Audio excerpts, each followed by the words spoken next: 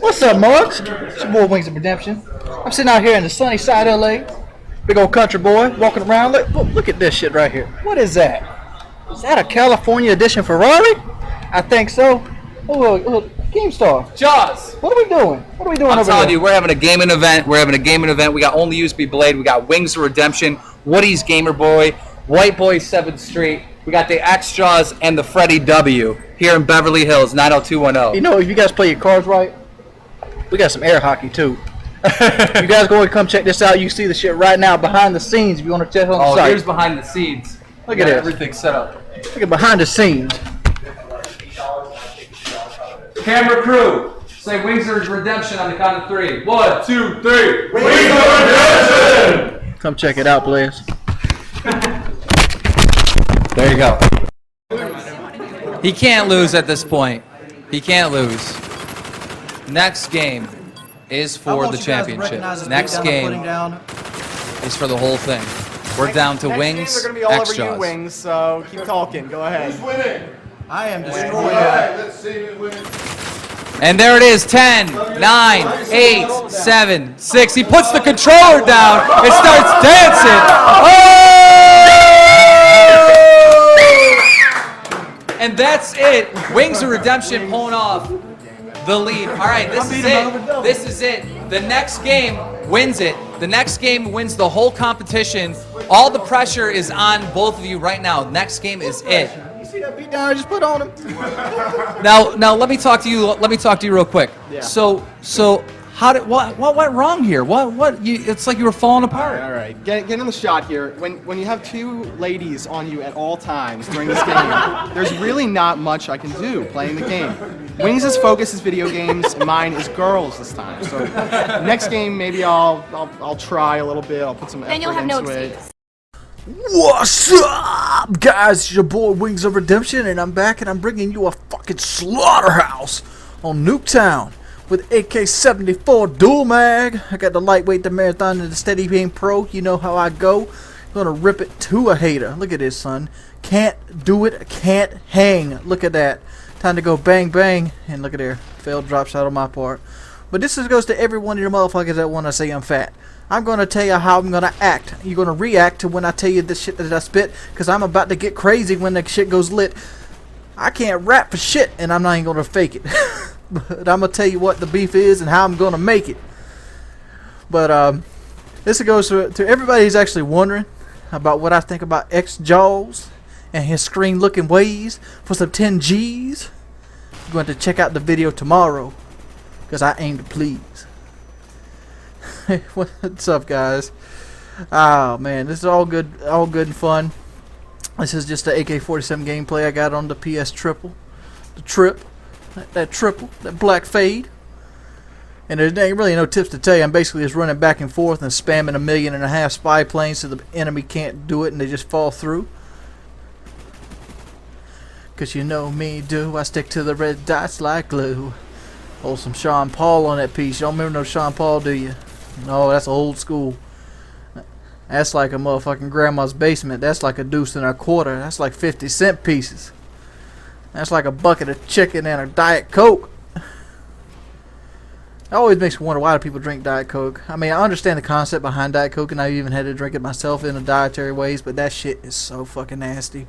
I get to the point where I drink Diet Coke to just kind of break up the slack of monotonous flavors in my mouth. Like, generally on a diet, you have like chicken, vegetable, chicken, vegetable, chicken, vegetable. And, you know, it's all water. But water, in fact, tastes better than Diet Coke. And I know it's a sad day affair of sex, and very little sex appeal to it, but it's the truth. And that's what I'm saying. Another thing, this is way the hell off topic, but what do you guys think about Casey Anthony going free? I mean, I haven't got the whole case yet, but I'm going to do a more lean-length commentary on it. But right now, wouldn't you want to marry that motherfucker? You don't want to have kids or nothing with her, but at least marry her, because you know that book deal is going to come through. And that book deal is going to bring bukus of money to her. And she ain't that bad looking to boot. She'd probably party around, fuck around with you, and probably try to kill your kid if you actually knocked her up. So you might want to get dual-wielded Magnum, get you some stock in Trojan. And the game's coming to an end right now. So be sure to check out the video tomorrow. And I'm out. It's your boy, Wings.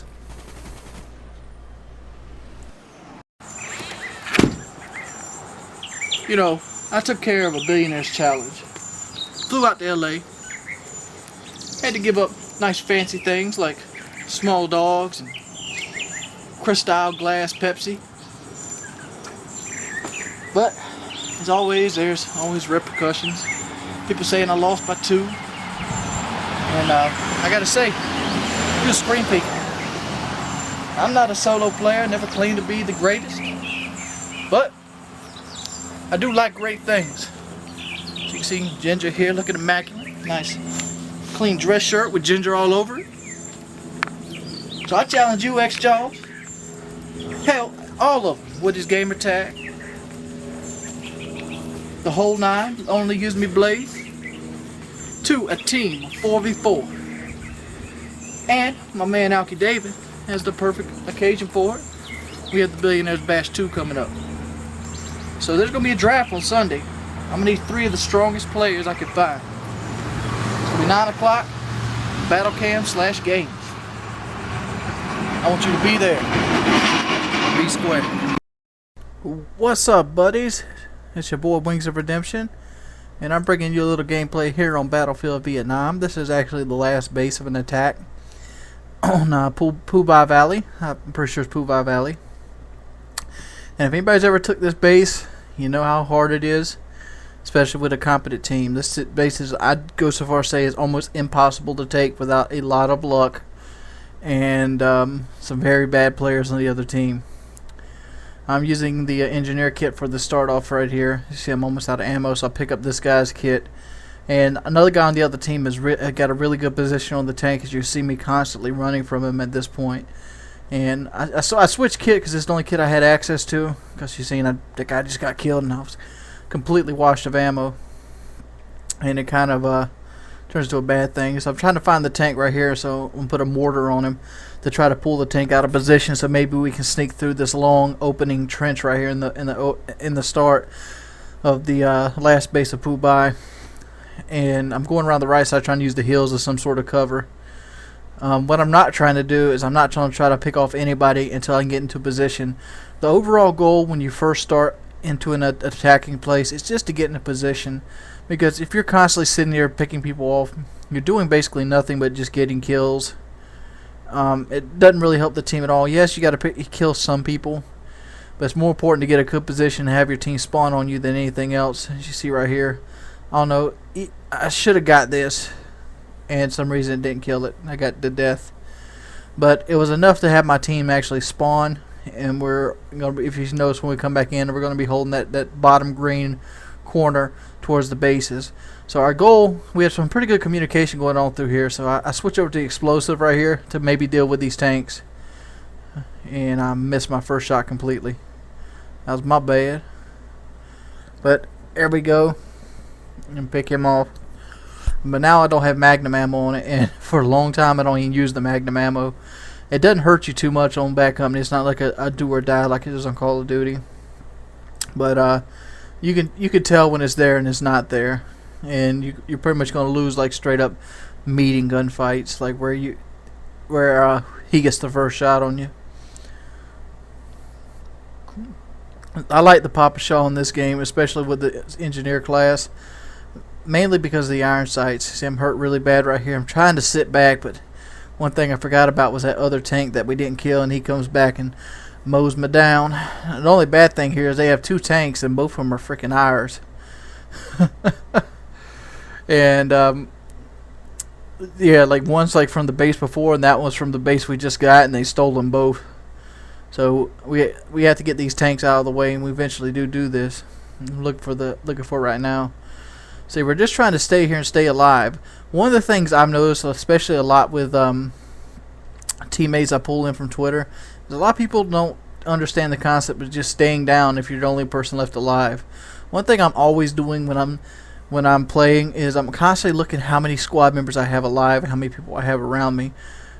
Because I've always found that the functioning of keeping your squad in the bite, like in the actual shit as they used to call it, is a lot more effective than you know, running up or pushing an objective solo, or running up trying to just get many kills as you possibly can. So I'm trying to get an angle on this tank right here. Let's see here. So there we go. I got him.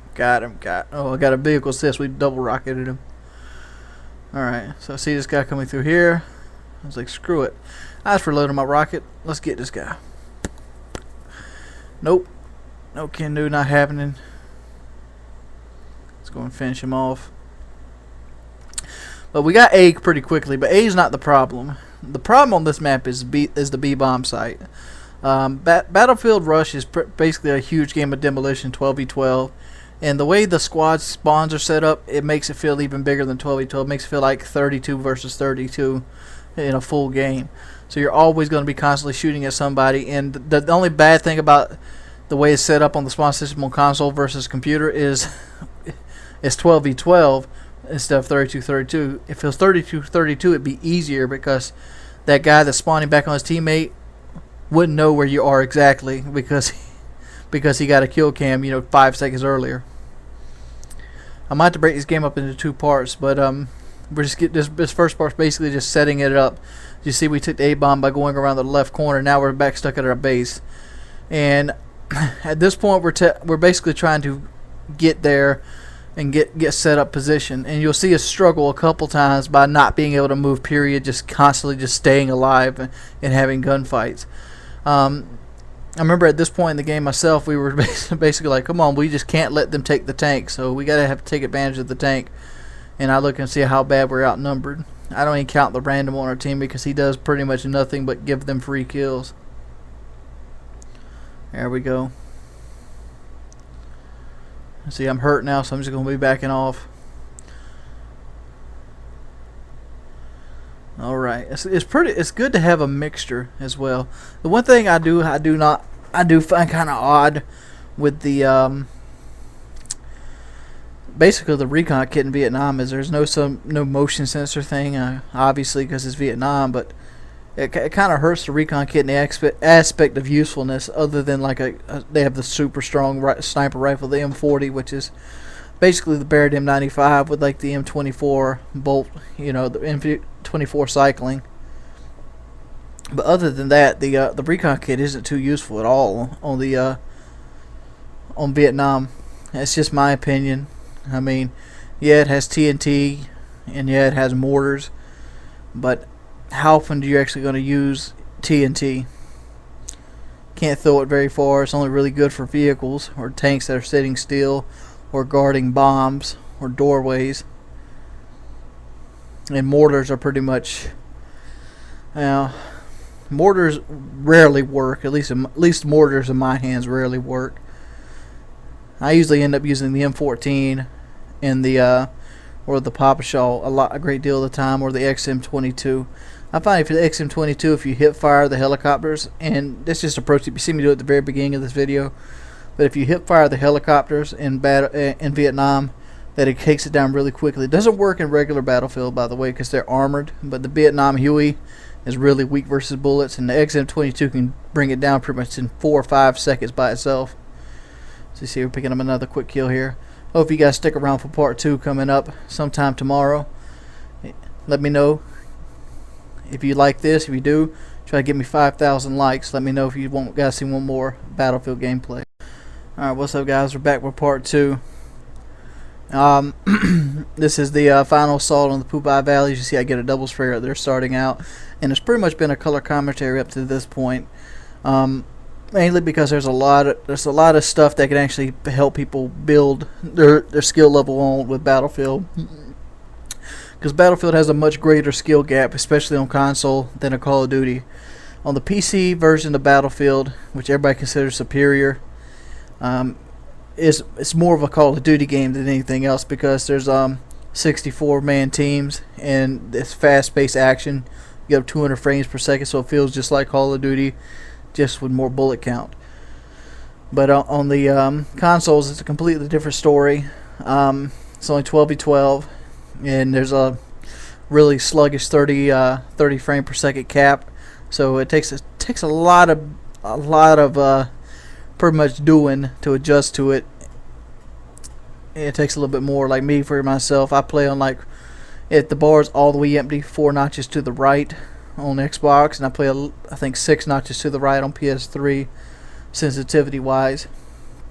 And one thing you see that we're doing right here, we're just constantly trying to get into something right here. Like, I couldn't get these things to reload fast enough, so I just hop out. Just trying to get a surprise tactic going on here. End up getting 2 people, which was very, very surprised me. I was kind of hoping I could get that reload down and maybe get a bomb plant. And we're about to go into the stage where we're just starting to just have gunfights. As you see right here, we're constantly stuck back with our spawns. And this is how you're going to pretty much have to have a winning push. It's how one team can have a winning push, pretty much. And this right here is the start of it. I told him to go into the left side of B with the tank and try to get all the enemies start pointing their guns in that directions.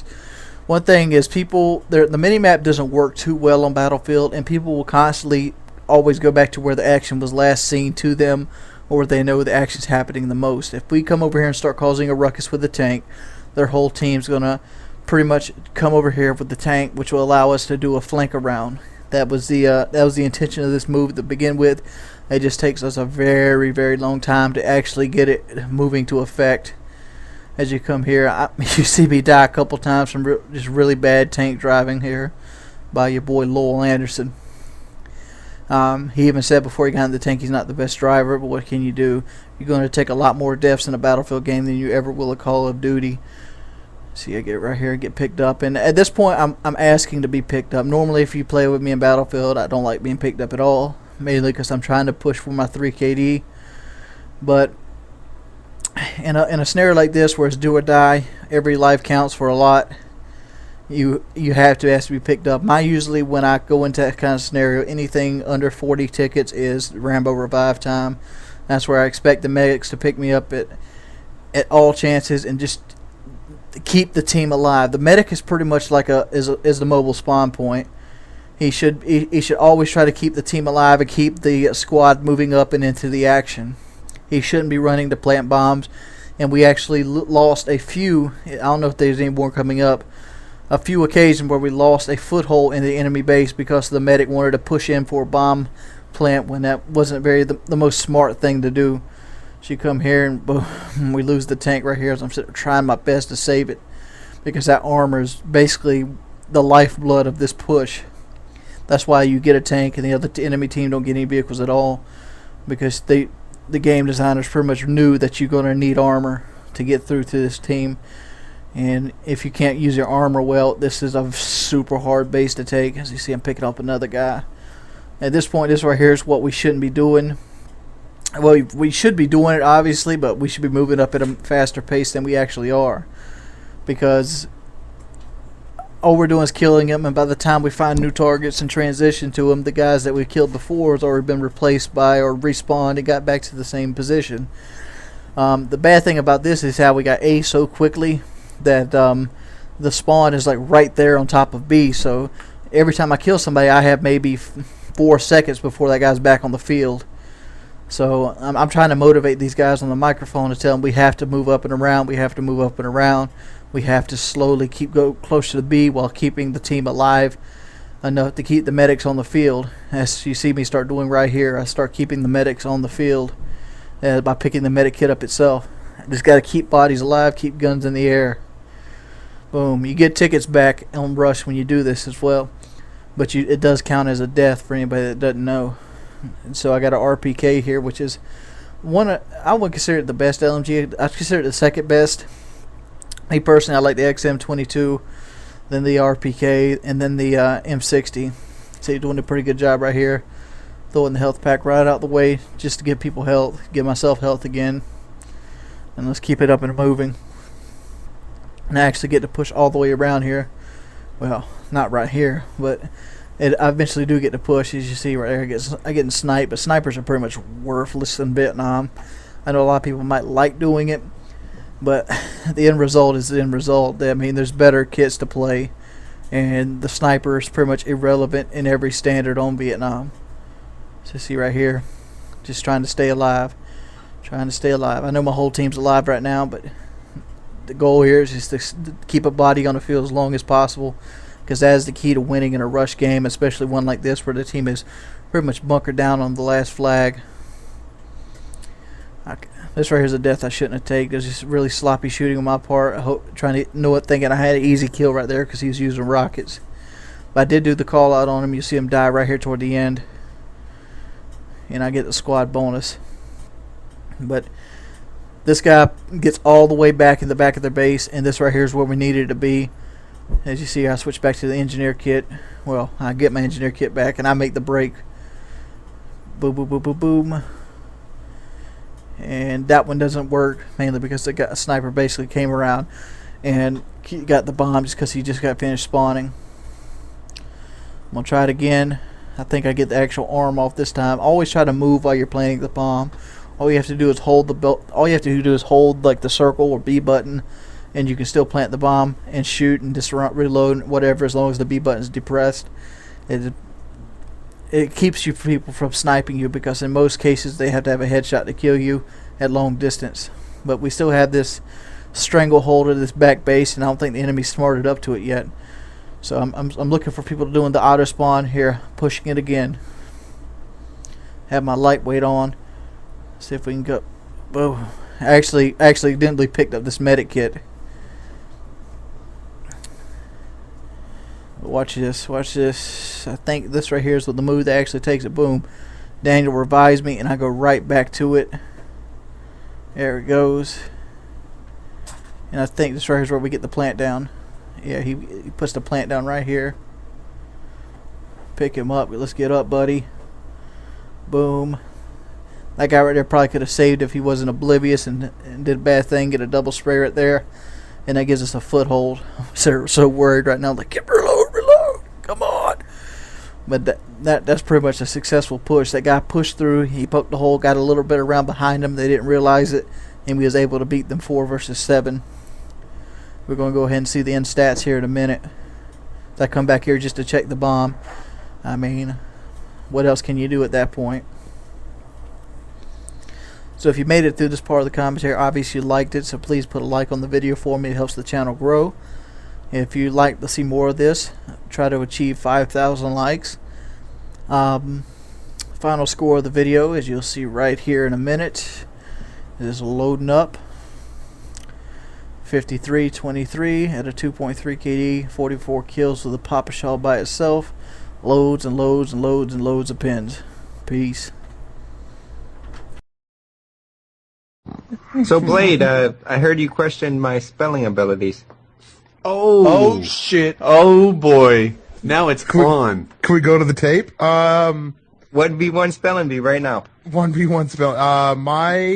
Okay, I have an excuse why my spelling sometimes is not up to par. And if we go back to the tape, I wasn't making fun of you. I said that I had the worst spelling because someone else in the podcast said, who has the worst spelling on YouTube? And I said it was me.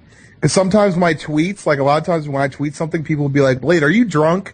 And I'm like, no, I just tweet from my phone and I just go really quickly. But they brought yours up, and I remembered that you don't have the greatest of spelling. Blade, I got one more cool story, bro. White boy, your word is plethora. I don't think I can spell that shit. Can you use it in a sentence? The definition is in excess of. Plethora. It's to have a lot of something. You have a plethora of facial hair. Yes, he does. P L E THERA. All right. So now we've confirmed, Blade, that White Boy's not cheating. So and I expect the same from you. So that's going to be a miss. PLETHORA. Blade, ridiculous. Oh my gosh. That's funny that you asked that word. RIDICLOUS?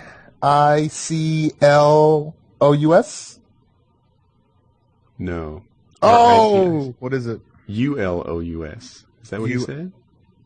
He missed the C and the I in the middle too. Yeah, all right. Good. This thing keeps going. Let me think of another word. Announcement. That doesn't seem hard enough. Awful. Spell awful. Which one of us? It's White Boy's turn, isn't it? Use it in a sentence, please. You are awful at spelling. Okay, awful. AWFUL. Awful. All right. Correct. Blade? Wait, but you so happy It better you got Kyle. be. It better be the same level as awful. Yeah, I know. Don't give me I'm gonna like have to- chrysanthemums or some shit like I'm that. gonna have to change it. Your word was phlegm, and that just seems too easy.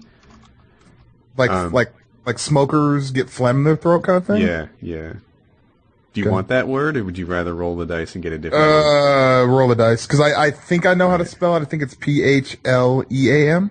No, it's Oh. hard. It's So roll the- PHLEGM. so roll the Right, but dice. I'm going to give you the roll the dice because it wasn't fair with awful. Your new word is rhyme. Like a rapper rhymes words. Exactly, rhyme.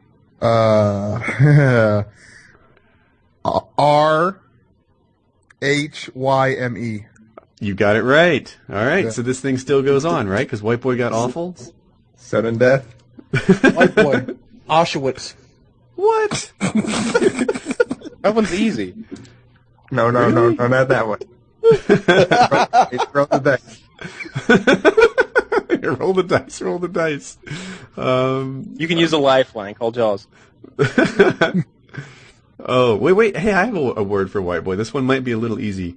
Champion. Okay, I got this on my YouTube channel. I should No, get you this. can't cheat. We established that you weren't a cheater. But on my YouTube channel, it's probably wrong. So Look at the tag.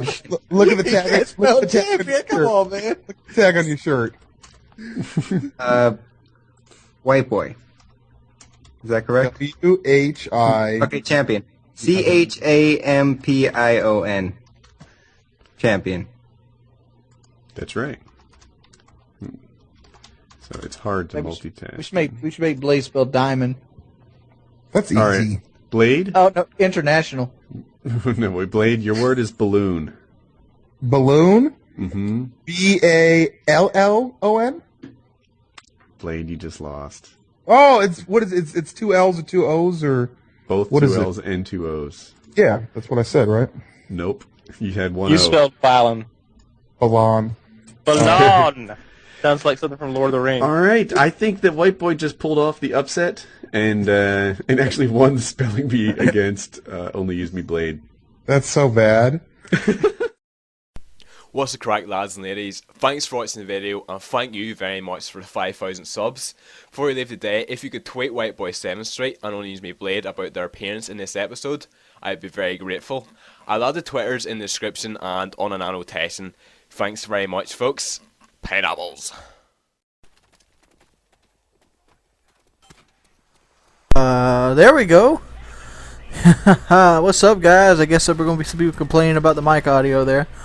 I'm back and I'm bringing you a little World of War gameplay. This gameplay is not recent at all, to be honest. It's just something I was looking through and seeing what I had to talk over, so I decided to pick this to talk over it. My grandmother recently had an automobile accident, which I'll be making a video based off that as well. And I spent most of the day at the emergency room. And when you're at the emergency room for long periods of time, you get bored. I mean, seriously bored. And what I like to do at the emergency room is to see who's faking it.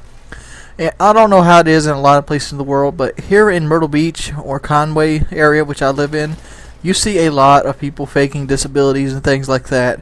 And it's like, man, how is the gall on this chick to even do this? The one I'm talking to about in particular is something you see a lot and very often, and that is people using walkers and don't even know how to freaking use the walker. I mean, you'll see people like using them like a third leg. They'll be like walking and just walking with it, like putting it up and down, like not even putting weight on it. It's like, seriously? If you're in that good a shape, you don't need the walker. I mean, what the hell's it there for? In case you get tired? Alright, I can get tired walking too. You know what I do? I sit the fuck down. That's what I do. It's fucking horrible. And hospitals are making jack off these people regardless. Like, they had my grandmother for like 5 hours, and basically all they told her was she was sore and she'd have bruises. Okay, sweet. I could have told you that. While I'm sitting here watching the Disney Channel on a TV that will not let me change the channel for some freaking reason. And and I'm seeing them make it in hand over fist. The thing with the Conway Deaf Center, as I like to call it, the Conway Deaf Center, is they'll charge you for sitting in the waiting room. Like, I remember going before with my grandmother to the hospital, and they charged us 9 hours of hospital care for sitting in the freaking waiting room. And it ended up being like $2,500 worth of $2,500 hospital care bill. So that was some expensive as fuck TV that I can't turn the channel on. It's ridiculous. That's exactly what it is. Hospitals should be monitored more closely. I mean, like, this hospital has so much freaking money, it's ridiculous. Every time I go, they redesign the waiting room, the emergency care room. Like, I actually went in with my grandmother when she first went back, and they had like this representative agent, and he had like a computer that he could roll around room to room. I'm like, dude, if my ass was holding this hospital, you know what I would do? I'd give that motherfucker a sheet of paper and a pencil. Like, here, write they shit down and put it in when you get back. Like, why do you need a computer that has its own power source, can be rolled around, and its own desk, portable desk? I guess it pays for itself in the long run, but that is fucking ridiculous. Hospitals suck.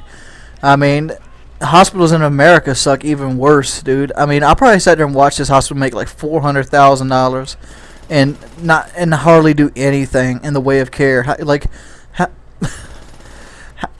I mean, it takes you 3 hours just to see a doctor. You get what's it called, physician assistants, and then you get to see a nurse, then you get to see a registered nurse, then you get to see all this other wonderful shit, and then you like ask for pillows. Well, we don't have pillows. Can I have a glass of water? We can't give water until the doctor specifies. What? Can't give water? How much that water cost? $10.50? Screw your ass. Man, dude. Hospitals are a freaking trip, dude. Especially in America. They need a wake-up call. Like, seriously. You can go broke sitting in a hospital. And insurance is another freaking joke, which I'll get into that later. This video is winding down. I didn't really pick this video because of its gameplay per se. Either it is using one of my favorite weapons on the game. I used it mainly to discuss the assist. But right now in this video, I know you've watched it and you probably haven't thought about it at this point. Try to guess how many assists you think I've gotten in this video. And you'll see at the end. It's not the largest number you'll ever see, but it was pretty cool. And how many assists have you gotten in a game? Let's see who has the most assists legitimately. Tell what map, what gun, and what game. Alright guys, been your boy Wings of Redemption, and I'm Audi 5000. Peace!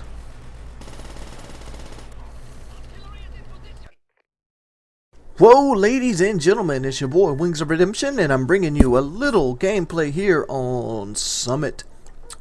What are you gonna do when you play some Summit? You're gonna own kids all day long. I guess that's why a lot of people actually like the map Summit. It's very easy to navigate. But the thing with me is that the snow maps kind of get really dull. They really do. It's even worse than like Battlefield when you play like 2 White Pass conquests and then it goes straight to like Port Valdez conquest. God, I hate that crap. You get tired of looking at snow. It's so bland. I think that's the big problem with it. Snow maps are fine, but as long as they can't repeat each other, they're just so bland at times and so like barren and lonely. It makes me cold. That's exactly what it does. It makes me very cold. But on the other hand, there is a challenge showdown draft coming on tonight, which I'll be doing another video on today.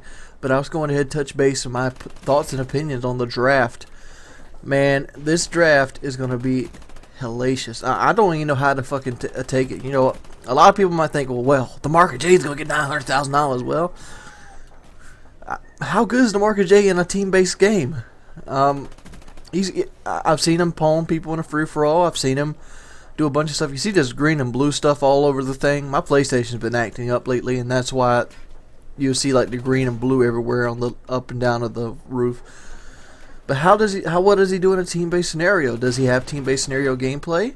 We should ask him. Can he put up some team-based scenario gameplay where he can't dominate because the other team is pretty good players? And let's see how that runs. Because there's a lot of other hard hitters. There's like the Team Fear captain, Holiday Doc. There's Hastro. You have Boss Jacoby in there. You have a lot of former game battle players. You have Ronaldinho in there. They've actually opened up the sub count a little bit. And there's a lot of big names in there that can easily handle somebody like a Marky J. I don't really think Marky J and Sandy Ravage will be pulling, like, you know, the end-all be-all dollars. Of course they'll be pulling top dollars, because why wouldn't you want somebody like that on your team? Like, the Sandy Ravage is one of the best team players I've ever played with. You might not be able to tell from, like, the videos he puts on his channels, but those are, they're not really so much cherry-picked, but those are, like, just highlight games, like, where he's just all out dominating, kind of like the game you see right here. Just a big old highlight game. So what do you guys think would be the best type of player to pick in this challenge? Are you guys going to show up tonight at 9 o'clock? It's going to be webcammed on battlecam.com/games. Peace. List at the bottom. Super quick video here to remind you that tonight is the draft for the BattleCam Bowl Billionaire Bash 2 at 9 p.m. You can go to filmon.com, or you also can go to battlecam.com/games. You can see you there, see you square. I have a little bit of time left, so there's something else I wanted to talk about. I recently watched a movie called The Langoliers. I've seen it before in my childhood, and I've seen it many a times. It's actually one of my favorite Stephen King movies. It's a made-for-TV movie back in '95. One thing that made me upset about this movie is the ending of the story. The ending, which is spoilers, so if you haven't seen the movie and want to see it, check it out. The spoilers is they eventually get back, and time catches back up with them. This is kind of a little short-winded, without a lot of backstory, so you have to bear with me or watch the movie. I've always hated how this movie ended. I thought the movie ended a little too cliched, a little too happy ever after, too Disney. Of course, one of the main characters dies getting back through the Aurora Borealis. But how would other ways I would have done it? One way I would have made the story end, which I felt would be the proper way to make the story end, would be, for example, when the people come back and the time catches back up with them, why not show the plane crash with the pilot that was on the thing with them? Just have it re-paralyzed outside the plane, burning rubble. You know, just some idea like that, something that would catch you off guard, or maybe, I don't know, or maybe like when they come back, they're like clones of themselves, and they're actually in the real time. Things like that. That's ways you should end a movie. Have me some theories on how you would like to end movies, and be sure to come check out the BattleCam draft tonight. It's at 9 p.m. I'm trying to get this video up before 9 p.m. so it should come out just right before it. And you can see that on filmon.com, or you can see that on battlecam/games. It's going to be the main listing here. And there's going to be a list in the bottom showing who's up for grabs tonight. This is the list officially by Saturday at 12 p.m. Eastern Standard. All these times are Eastern Standard, so adjusting accordingly to what time zone you live in. And hopefully you see you guys there.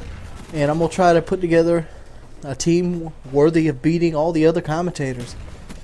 I've put a lot of thought into this. Hopefully I put in more thought to this than all the other commentators, so in the end I'll come out with the most successful team.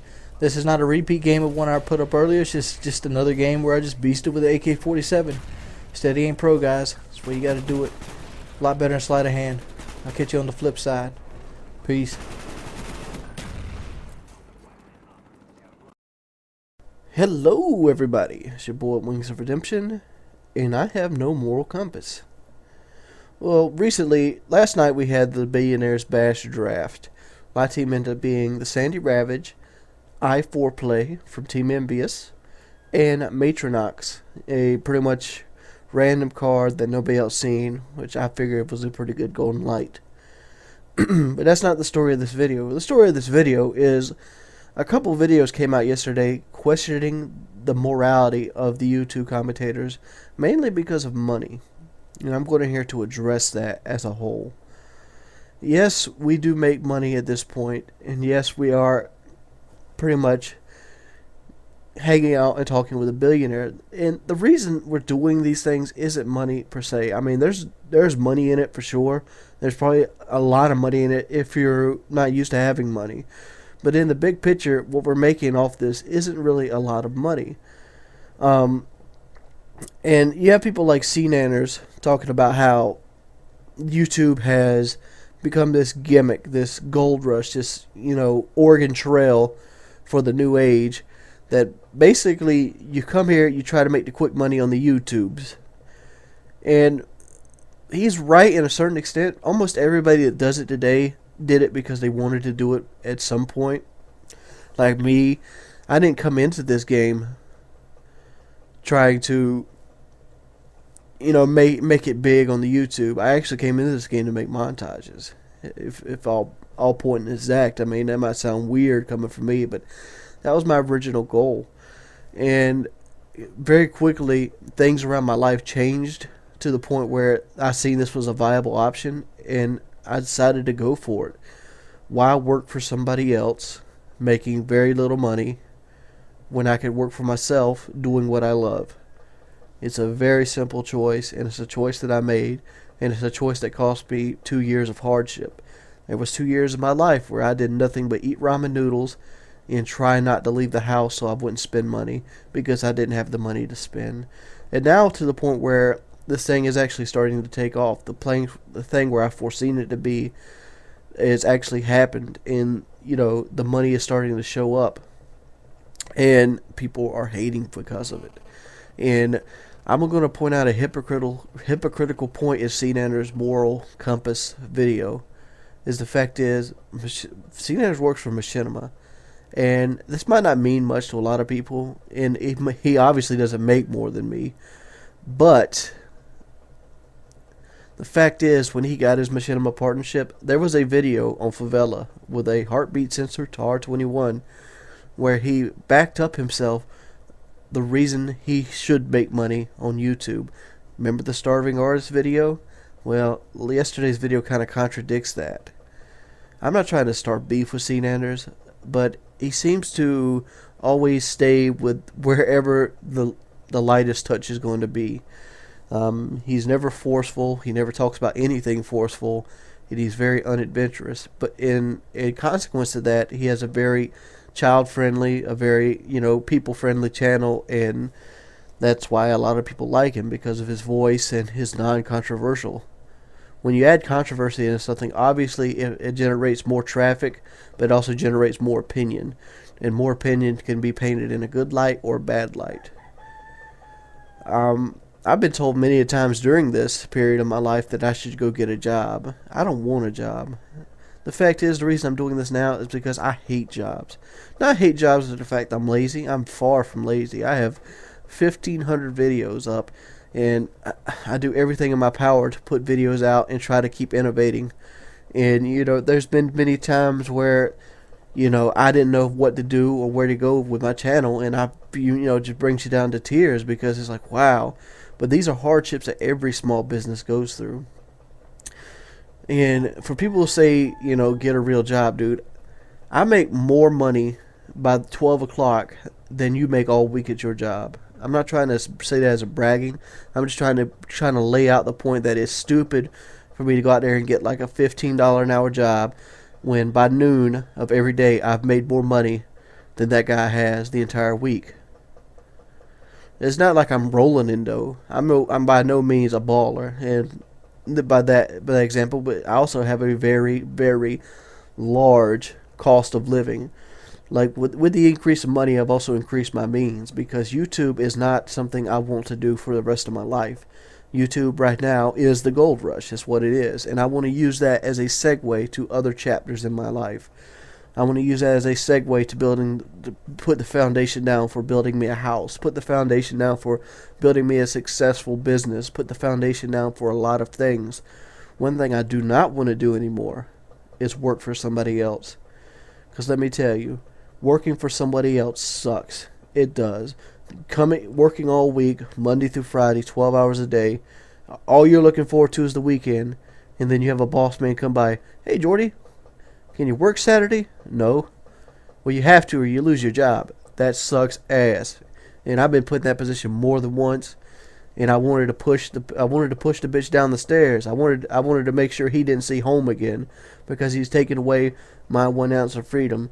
I went from an era in my life where World at War was the only thing that kept me from shooting up a place, to the point in my life where World at War is the reason that I'm happy. Yes, there's video games get frustrating. Yes, playing the same video game gets very frustrating.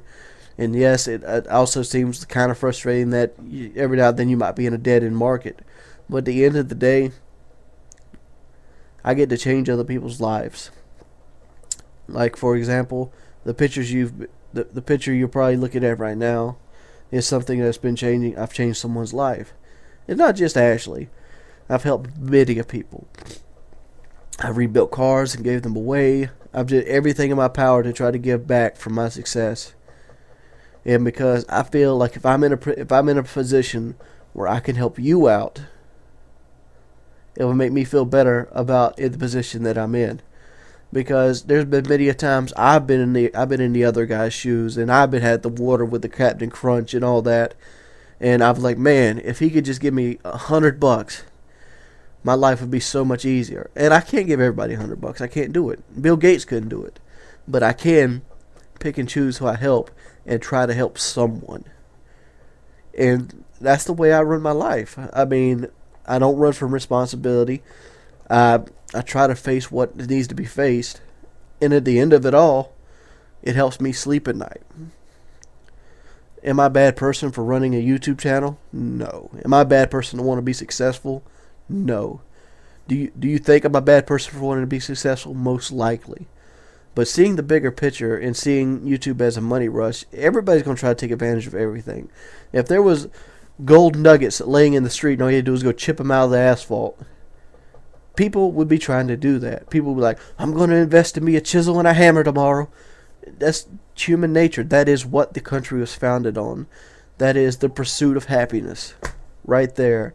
And if you hate that, you hate your country. If you hate your country, get the fuck out of it. So your boy Wings of Redemption, and I'm out. What's up, guys? It's your boy Wings of Redemption, and my voice is a little crackly because it's really early in the morning. Figured I'd go and get this video made. It seems like the Billionaire Bash 2 has kind of fell apart. A lot of guys pulled out, and a lot of the people on my team pulled out, so I guess I'm going to have to pull out as well. Mainly because I have no team anymore, and I have no desire to fly back to LA anytime soon. Yeah, I mean, it pretty much ran up on me. Everybody's having problems with the assisted suicide thing, and you know, showing dildos and stuff. But in my opinion, most of this was just people abusing power. Like, they seen that if they push somebody, they could get a result, so they just kept pushing.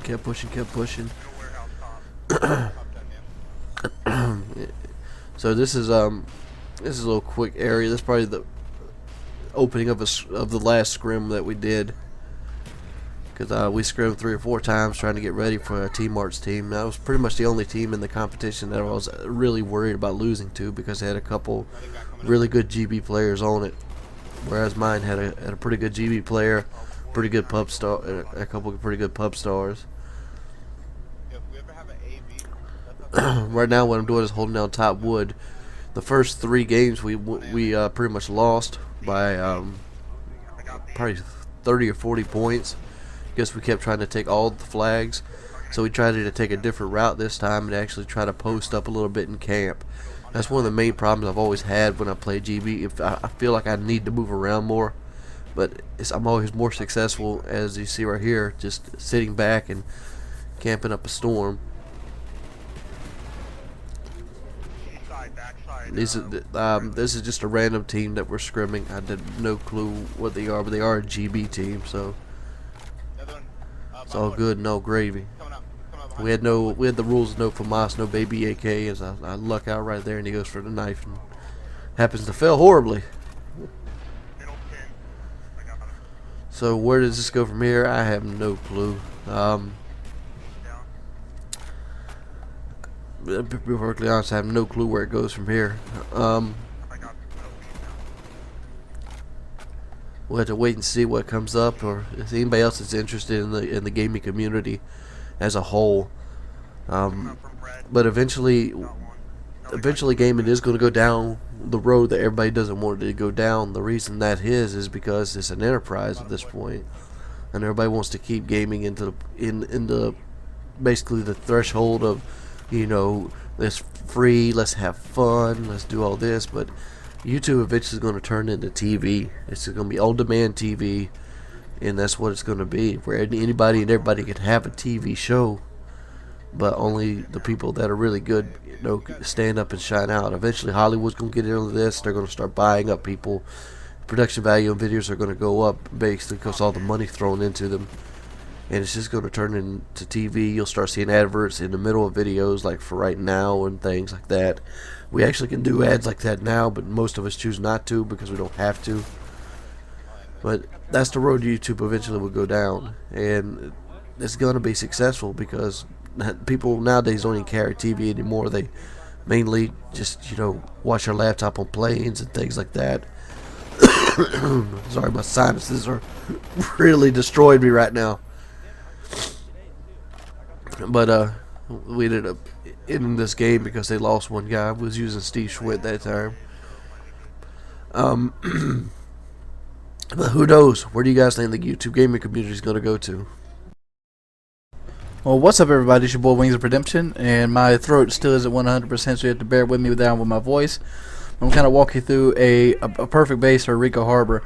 If anybody's ever followed my Battlefield videos before, I have done a first base defense. This is a second base defense for this map. And look, I didn't even realize I got that second star for that PP2000 right there. But I ended up getting, as you see right here, we're losing the first base. So we're going to go ahead and start in right out on the second base and how we're going to get to that. Let's go ahead and fast forward it to a pretty good spot on the second. Alright, the game's going to pick up a tremendous amount of speed here. But it just shows me what I'm doing right here is I'm just trying to be a nuisance in their base. And I eventually get to the point where I'm like, screw it, let's actually go try to infiltrate and set it up. What you want to do right here as an engineer on the second base, you want to put the landmines up on the road, preferably on the hill turn, as you're going to see right here as the gameplay slows back down. See, when the tank comes down this turn, they're most likely going to stay on the roads because it's the fastest way they're going to be able to travel. And if you come down the hill, the main turret can't hit them. Most likely they'll drive right over them. You'll see it happen time and again here. There we go. Throw another one out there. Hopefully hit that one, but nope. He goes down here and gets massive vehicle damage. But some reason, even with my extra explosive damage, it doesn't work. But it doesn't matter. I get two more from somewhere else. So I replace the mine. And in case people were wondering how I'm throwing them so far, what you got to do, if you're on Xbox, you pull the right trigger and you jump at the same time. And on the PS3, you pull R1 and jump at the same time, which is the X or A button. And what this will do is increase the momentum of your throw, and it'll launch them out. You can do this with everything there is, even ammo boxes. For example, if I was an assault kit and I wanted to throw an ammo box really far, all I have to do is press right and jump at the same time.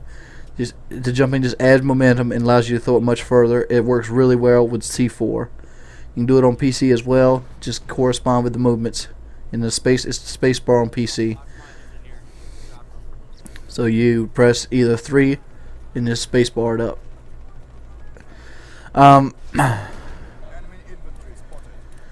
What you basically want to do after you get your landmine set down, you want to landmine that first section of road. There's another part you want to landmine. It's the section up there near to the construction site on the hill, and you want to concentrate strictly on that hillside. Unless people infiltrate, you're going to primarily going to be dealing with people in the northwest corner of the map. So the buildings like this right here, where you see me about to throw this grenade, is mainly where enemies are going to kind of, what word am I looking for? Harbor. And you just got to hold down this area. If you can get your team to hold down this upper fort right here, it's going to be very hard for them to do anything unless they do something really drastic, like flank all the way around with the Humvee. That's why I use the engineer so much on Arica Harbor, because the landmines are almost like thou shalt not pass Gandalf devices. You see right here, I put the landmine there. That's a way to stop a tank from sneaking in from the top. Only thing I don't have blocked is the far right, and I would eventually get around to it if I had enough time. But the enemies eventually do get up to where I'm standing at right now. You'll probably see that going more into game 2 than anything else. I think this first part of the game, the enemy team was kind of lollygagging.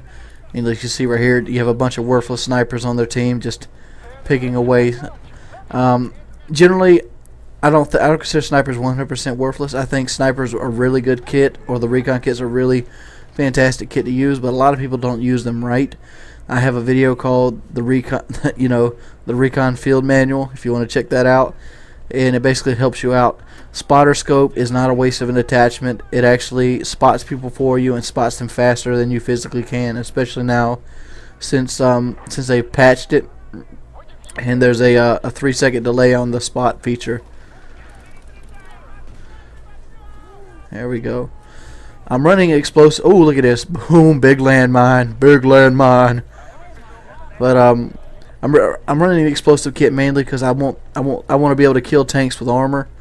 Every now and then you'll get a tank that doesn't hit it exactly right, but when you have an explosive upgrade on your landmines, you usually kill tanks even when they have armor on. But you can see the finale of the game coming up. It'll probably be a 6 or 7 minute finale. Hope you guys have a wonderful evening. I'll check you on part 2 of the video. Peace.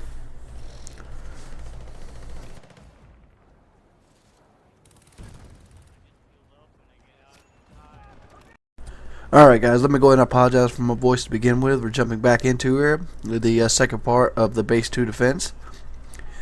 And this commentary might be a little odd since I'm doing it at a different time than the original. I'm actually doing this a day later.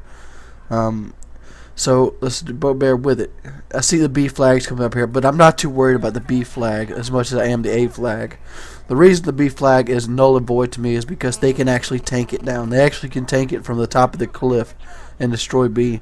So what that means to me is like B is already dead, mainly because B is in a house. But I try for it anyway. You see right here, and I get a 3-piece. The reason I try for it anyway is because I knew A was clear. If A was under attack or I was worried about people coming into A, I would not have walked over there at all. We still ended up losing B, but I ended up picking up another 300 or 400 points, which doesn't mean much to most people, but it was pretty cool to me. Boop, boop, boop, boop, and somehow I lose to that guy. Thank you. Oh man. Let's go ahead and get through this, son.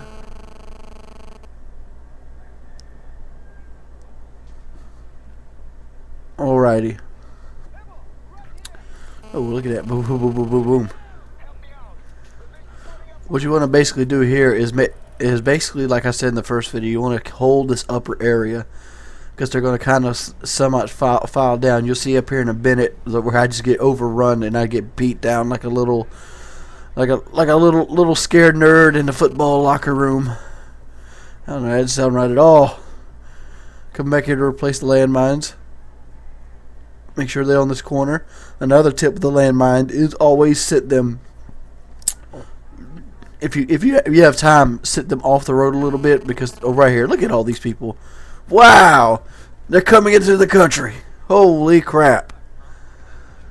All right, so I'm fading back, trying to get a good angle, but I ended up getting overrun and makes me look like a bad player. Oh, and I'm surprised the recon guys got one that got me.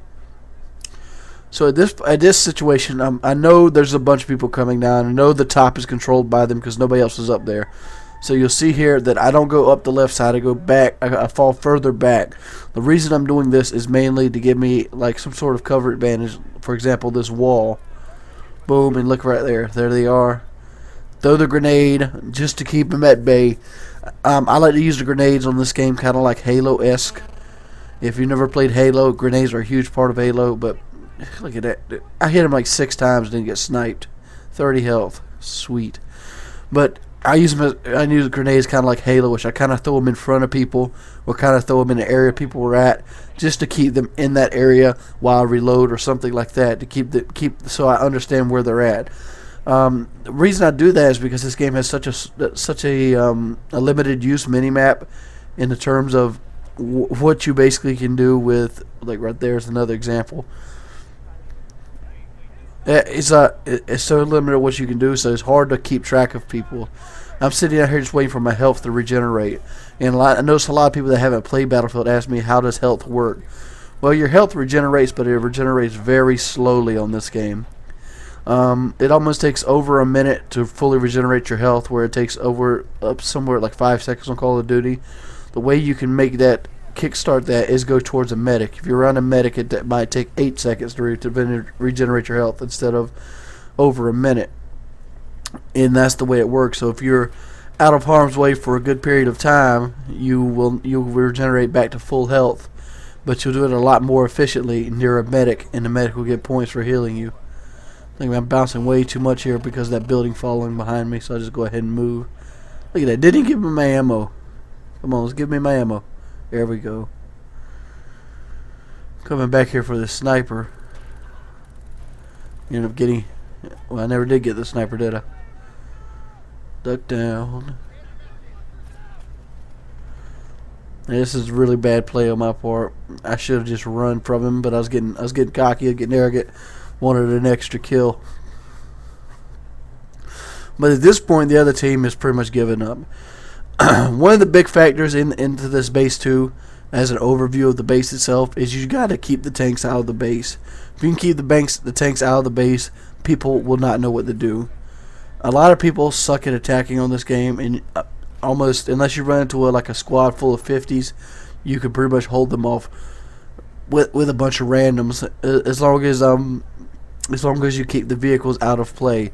The way I have my landmines set up on this, the guys kept running into the vehicles, and they got to the point where they got tired of running into landmines or dealing with landmines. So their impatience made them just constantly keep trying to run in with the as a foot soldier. And as a foot soldier, you have people that are basically already in placements on the map, versus you having to come down an open hill and walk into a guarded area. So it's a very catch-22 type situation. As you see right there, we go ahead and put the W down. Let's go ahead and look what our final stats are as we go ahead and tally it up. So overview: keep the landmines out. Make people that are impatient, make sure they mess up. 39.8, 4.88 with 4,000 some points. I got an ace player pin. As you see, I did tremendously well. Peace, people. What's up, guys? It's your boy Wings of Redemption, and my voice is destroyed. What the hell? No, I'm just playing with you. I kind of like when my voice is really, really bad like this, because it gives my voice that old WWE wrestler type thing. But real quick, snipers like to sit there where I shot at. I shot there for just to point that out. I'm trying, and you gotta understand when you're defending on this first base on Hamburger Hill.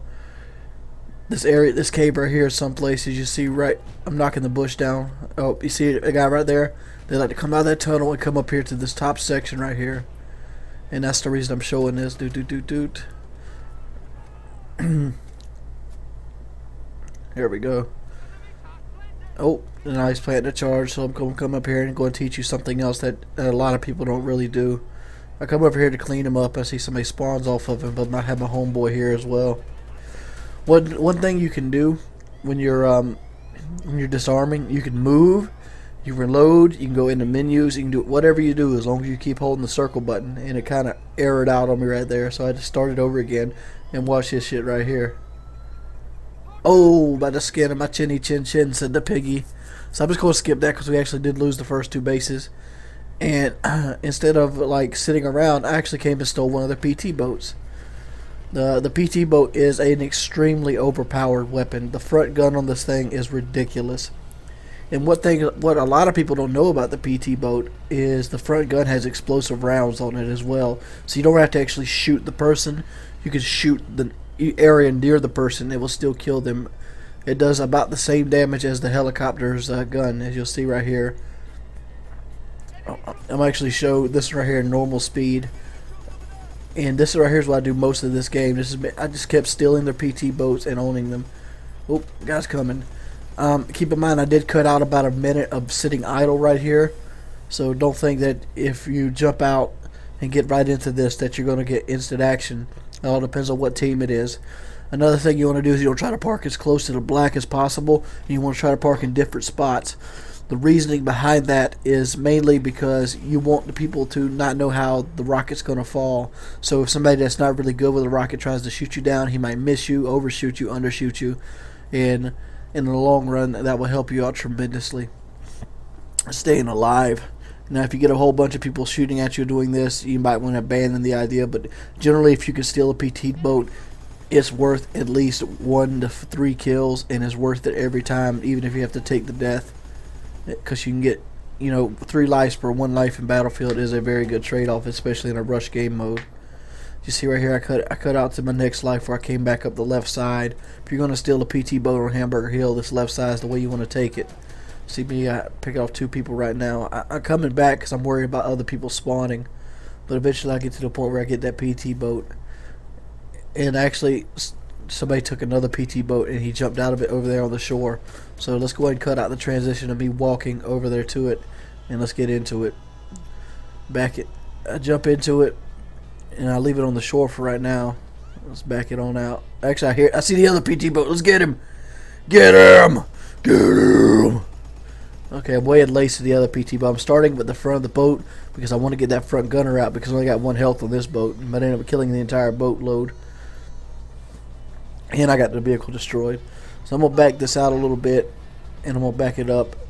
There we go. Nice big empty part of the river. Now we're going to go into fast forward mode. You're going to see some bodies flying. So if you want to watch this thing right here in the 1080p, which will be rendered in, because you see some motherfuckers taking flight like they Superman and some shit. Oh man. There we go. As you see right here, I've already scored, like, over there was the 6 kill streak pin. That's 6 kills with this broken PT boat that somebody abandoned. And this map is really good for it because they have to come right where I'm pointing at. Their base is right there. They have to come across. The only thing that can really get away from you is the Jeep and the tank. And even then you can kill the Jeep generally before he gets by you. If you're quick with your guns, you got a pretty good steady hand. Look at this, son. And the fact that their bullets don't really hurt my shit too much. Look at it. Boom, look at it. He goes all the way in the water. Oh, shit. There we go. So it lays waste to him. All you do is aim in the area. Just spam your back button or your select button and just pound him. And look at there. Boom. He had a good rocket on me. But guess what? I was like 9 kills into that life. That was a very strong life. And that's how I judge lives on Battlefield. How many kills. I usually aim for 2 kills a life. And I was like, man, that was a good, successful life. I didn't hurt my team. I got 2 kills, tickets off of them. Good life. Boom. Come back here to steal another boat. Give me my boat, bitches. I got boats and hoes, boats and hoes. I got my nose spitting them flows with my boats and hoes. Let's go ahead and get this thing out of here. Luckily, the other team was oblivious, and you'll find a lot of people, like this map right here is real easy for teams to stay alive toward the middle of the map because it's so wide open and it's got so many verges and canopies. You'll find a lot of people fighting through that area, so getting the boat is actually very easily. And park it way back here, and let's get ready to pound. This doesn't have a second round, so this is ass pound in the second half. I don't know. About to take a bath in fucking blood. That's what's about to happen. Look at this shit. Let's get this fast forward going. And you see right here, basically the wait, because this is fast forward right now. So you're just waiting on. There we go. Sometimes you gotta wait. But look here, look at the offset here. Do. Actually, I was killing those trees just to get them out the way. Boom, boom, boom. That's 4. What was this so far? 5. I'm still trying to get explosive damage here. I got a critical hit over there. What else we got here? Where's number 6? Right there. 6, 7. No, that was 8. I'm sorry. Look, oh, killed another PT boat. 9, 10. Very easy. Very quick. You got 1 ticket left, and that's pretty much the game. But like you said, I picked up 23 kills in total with the PT boat this game. And I ended up going, let's see what I ended up doing. This is just one strategy for Hamburger Hill defense. Then we're going 31-4 with a 7.78, and I end up getting. Did I get the ace pin? Yes, I did. Beastification.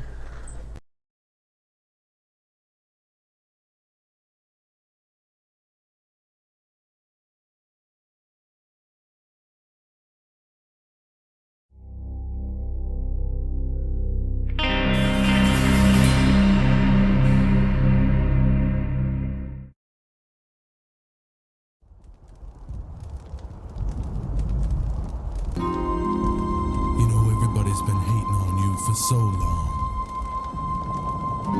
but I'm gonna show you some love, cause that's what you deserve. So just sit back and listen. You know we've been together such a long, long time. Such a long time. Been my boots since I'm W2, and I'm laid on the line. Wow, you know last Christmas my heart was open wide. Your sexy French design got me tripping straight out my mind. A gun so special, it took my game to the top.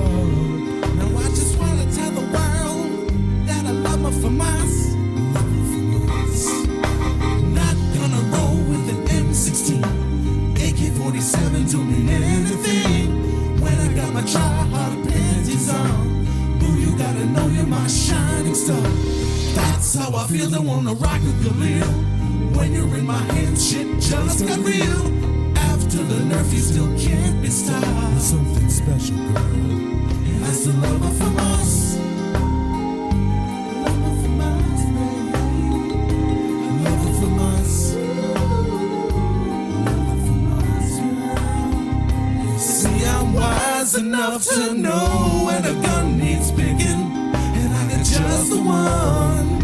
Its accuracy and rate of fire are second to none. Yeah, yeah, yeah. All the players out there run KDs to impress. It's easy to do, just follow these steps. 1, Make a class with FAMAS.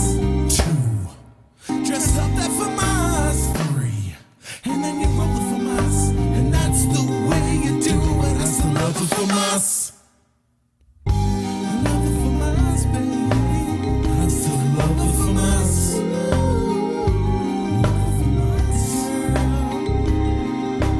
Long range, Love the FAMAS. short range, Love the FAMAS. hip fire. Love the FAMAS. Every single match I'ma run the FAMAS. Top one on the firing range, I'll run the FAMAS. Server room or summit, I'ma run the FAMAS. Upstairs on Newtown, I'ma run the FAMAS. Yeah, wow, wow, wow, wow, wow. FAMAS, I love the FAMAS.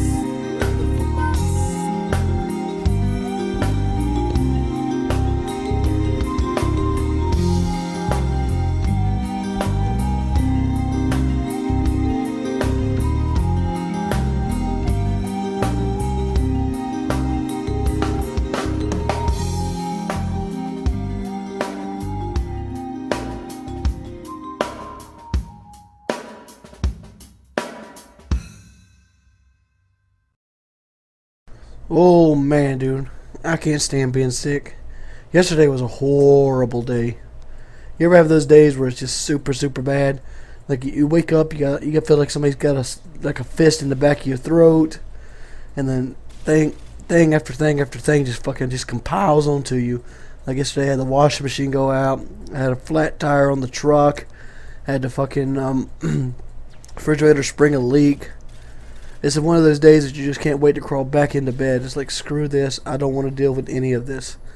And that's just the way life rolls, I guess. I'm playing some Modern Warfare 2. I notice a lot of people still play Modern Warfare 2. Like, even if I ask somebody to play, like, on Twitter, I get more Modern Warfare 2 replies than anything else. So I figured I'd try to start showing some Modern Warfare 2 again. I got everybody's favorite weapon, the dick in the box, the FAMAS. And I kind of forgot how good this weapon actually is. I call it the 21-ton giant. But, yeah, this is on my War God ICP account, which stands for Wings of Redemption God Intense Camping Production. And it doesn't stand for Insane Clown Posse, no matter how much you want it to. And I'm just running around and I just beastify on these kids. I did get an AC-130 this game, but it only gets like 2 kills because they all hide in the building, so I just ended up cutting it out. That's why the gameplay's so short. Lots of Strela missiles on Modern Warfare 2.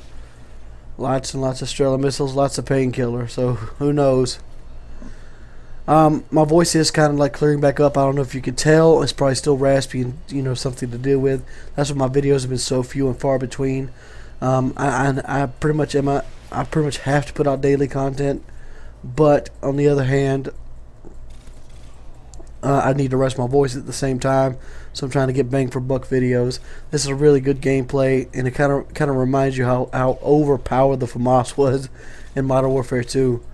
Well, it's not really overpowered. It's just so easy to use. It has no recoil. It's a one-shot kill. It's pretty much a sniper rifle with a red dot, and it was super fun to use. It's one of the weapons that I used a lot of when I played. Look at this guy. He didn't have no clue. Just give me my 3-piece, son.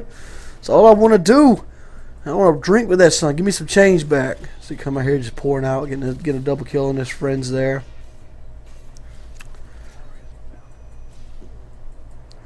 And I love when you just run into the whole enemy team like that, and that's so much fun, especially when they're all going the same way. But one thing I noticed on the PS3, if I create a new account on Modern Warfare 2, it no longer tracks my stats on the leaderboards. I was like, wow, I wonder why that happened. Like, maybe the leaderboards are full at this point.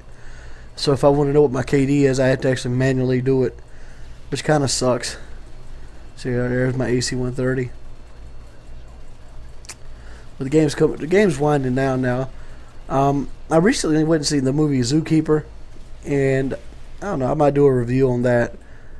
It was a pretty good movie. I'm a big Kevin James fan. I'm not really a comedy movie fan, though. I like Kevin James because he's a big guy with a lot of personality, and you don't really see that anymore too much. He reminds me a lot of like Chris Farley in his heyday. His movies generally aren't the funniest. His TV show kind of sucked, but hey, what can you do? You can pull the FAMAS out on Modern Warfare 2 and run a train on some scrubs. That's what you can do. Peace. Hey, this is Shalene. Jordy's sick, so I'm doing his commentary today to help him out. You're going to get a good laugh out of this because I don't know what the heck I'm doing, so here you go. Okay, so Jordy has this thing, apparently, that I find out. I've been dating him since April, so about 3 months, and I find out that he likes to rate his girlfriends. I hope you boys don't do that, because that's just not what you should do. No rating girlfriends. It's bad. They don't like it. Trust me, I don't like it. And especially don't rate them and then tell them that they're a 7.7 and this is why, and point out all their flaws. That's really bad. That's because I'm a smooth pimp daddy. That's because he's stupid. Don't do it. It will get you dumped, or they'll make you spend a lot of dough to make up for it. So do not, I repeat, do not ever do that. Rating girls is bad. So why were you unhappy with your rating? Because all girls and women believe in their boyfriend's eyes, or their other half's eyes, that they should be at least a 10. Because, yes. So you go higher than 10. Because we do everything to please you and make you happy. And you should do that in return, especially if you love the person. Is this every girl? Because I see some trifling girls that don't do half of what you do. Well, I don't know about trifling girls. I'm not one of them. I'm talking about good girls. Now what pertains a good girl? Let's see. A girl who won't cheat on you. A girl who loves you no matter what. Who'll do anything for you. So let me ask you this question. Doesn't care what you have or what you don't have. Let me ask you this question. If I got a line of 4 girls, how do I pick out which one's the good girl? Like, what trait should you look for? Is she dressed like a slut? That's a dead giveaway. And what's your opinion of a slutty dress? Okay, if it goes above her butt and coochie, that's a little bit wrong. So if you can smell the salmon. Oh, God. That's going to be right there. Yes. What's another thing? Guys know by looking at a girl if they're trifling or not, or if they're easy or not, just by looking at them. It's true. Okay, girls can. That's what we're asking you. Tell us how. Alright. What's the telltale signs of an easy girl? Telltale sign of an easy girl? Playing with like her hair and her cell phone. No, she's probably got nappy looking hair, and she probably got like shorts cut right below her cooch, which is not good. It's gross. It's disgusting. So the kind of girl that looks like she's a little carefree and just wants to have a good time. Don't really take care of her hair too much, but she likes to show off the package. Basically, yeah. So come on, keep going. What's some other needs? What makes a good girl? When did you decide to be a good girl instead of a bad girl? I was not a bad girl ever. What made you decide not to be a bad girl? Because I like having respect for myself. I don't want to be a slut. That's gross. I don't want diseases. That's nasty. What influences in your life made you make that decision? I guess my daddy. Your daddy? Mm-hmm. So your daddy didn't want him a slut? My dad was a good dad. So you sit down and talk with you and all? Mm-hmm. And he was always there for me. Alright. Well, is there any other signs of a good girl? But if you want a good girl, all you have to do is treat her nice. And yes, you have to woo her, meaning take her out on dates, like to the movies, and don't act like a busta and say you forgot your wallet in the car. That's ridiculous. And then she won't want you. And yes, I've had guys do that before, and needless to say, they got left there. So what you tell us about this guy? Tell us how that date went down. It did not go well. Were you down with him? At first, he seemed like an okay guy. He picked me up, knocked on the door, the whole knot, whatever. But then we get to the movie theater, and he says, "Oh, I don't have my wallet. It's at the house." So I proceeded to call a cab and leave him there because I'm not doing that. I didn't ask him out, he asked me out. You ask a girl out on a date, you're paying for it. And don't forget that. $5, because at that point I lived down the street from the movie theater. Oh. So, are you going to be coming back on the channel anytime soon, Celine? I do not know. I'm sure people want to know more about you. Great. They're probably going to laugh hysterically at this because I don't know what the heck I'm doing. What kind of guy is Wings? He's an okay guy. Just okay, huh? Depends on what he's done. I'm just picking. He's a good guy. I love him. Okay, so that's it for me, and have a good laugh. Okay? Great. Bye. What's up, guys? It's your boy Wings of Redemption, and I've been under the weather bad lately. Yesterday was kind of an odd day to begin with because, you know, I started feeling better. I even went out to lunch with my with Shalene to Applebee's and was feeling pretty good. Didn't really eat too much because I was still like a little bit under the weather. Generally, when I'm sick, I don't crave food at all. You see my sinuses are a little runny right now, but in me that's a good sign. But it's just weird. Like I started getting fever and chills when I got back home, and it's like I was getting better, and then all of a sudden I got hit with like something horrible. And recently, my aunt, she got permitted to the hospital with pneumonia, and I was so worried I had pneumonia as well. So I was sitting there trying to look up the color of my phlegm and all this, and all I wanted to do was like sit in a Snuggie and sit there just keep warm. Like everything, like if I'd move any, my body would get like hair stand up chills, and that was very annoying. Oh man, was that annoying. So eventually I went to sleep. I went to sleep early. It was like 9 o'clock. And I had like weird dreams, like over excessive hot dreams. So I pretty much turned the air conditioner off, the ceiling fan off. Had 2 loads of covers on me. I was just trying to sweat it out.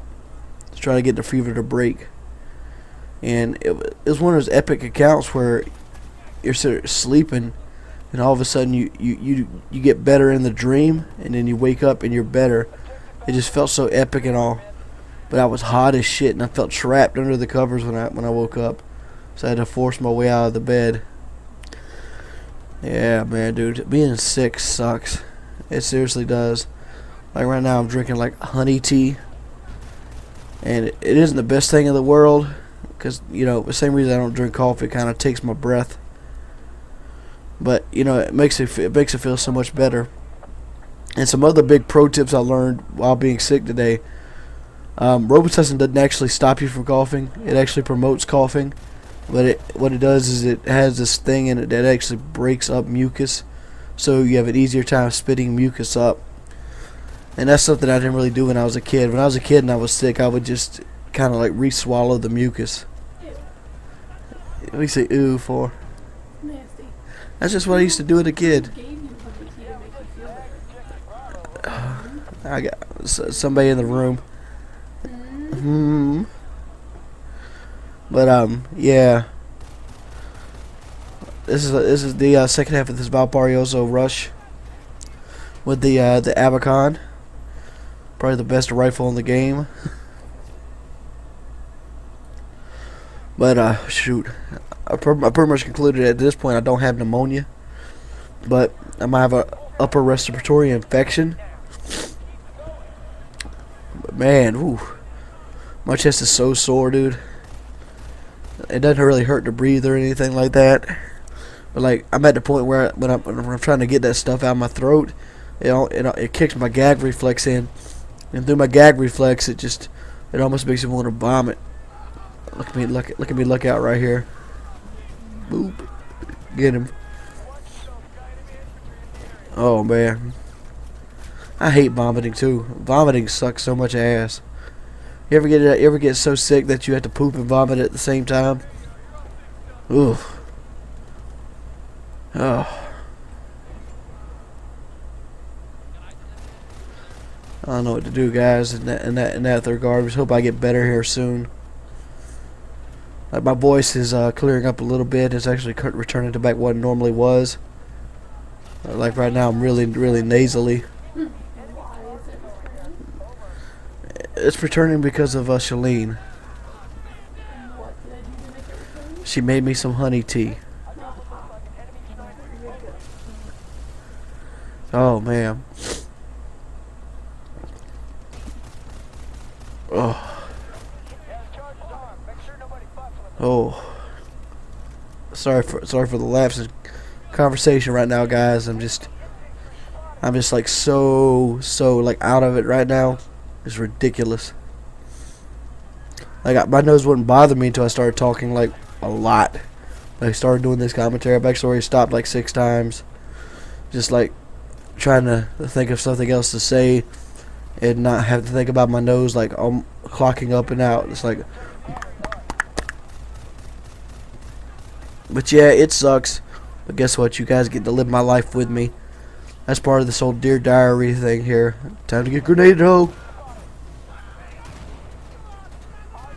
Oh yeah. Valparaiso is so easy to play Rush on because I've played it so many times that you pretty much know where everybody's going to be at or where they're going to like situate themselves at. Try to get me another shotgun kill here. See if I can get me one. There it is. Oh yeah. Let's go ahead and fast forward this game. You know, if there's any luck, I'll have my mother talk about something in her childhood on one of my next commentaries coming up. It's something really interesting, and something a lot of young kids probably can learn from. See, I got an ass load of pins there. I got an ace pin, and that's how you do it, Blair.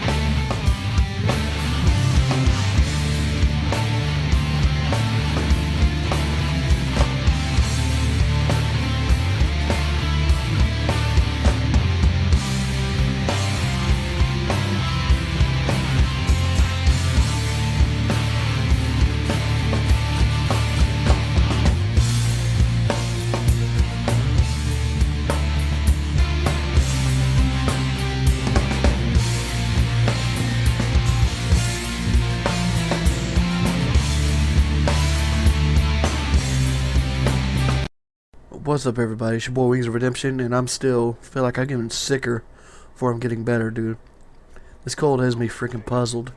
Like, I'm usually not as lively as I could be because, one, it doesn't really hurt to talk, but, you know, it always feels like I'm on the breast of a cough, like it's kind of like an itch.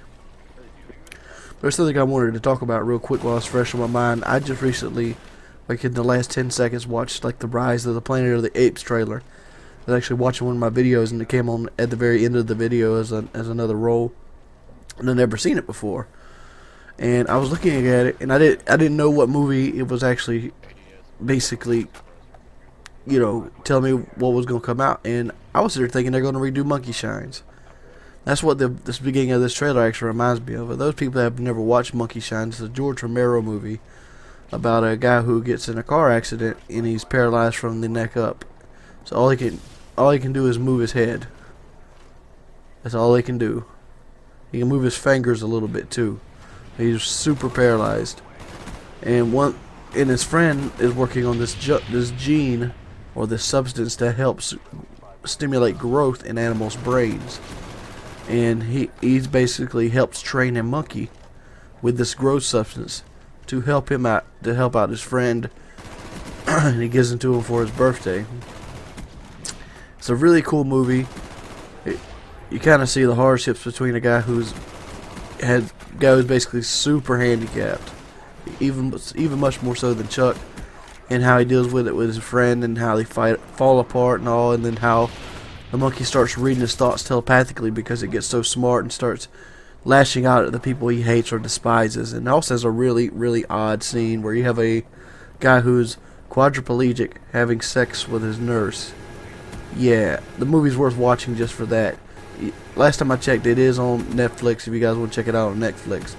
But it's just so strange how that one movie trailer just clicked. And, you know, I probably will be watching that because I was a pretty good Planet of the Apes fan back in the day, and I always wondered how it happened. I always figured it happening mainly that we killed each other off, nuclear war wise, and then the monkey just evolved into us again, but didn't lose the fur.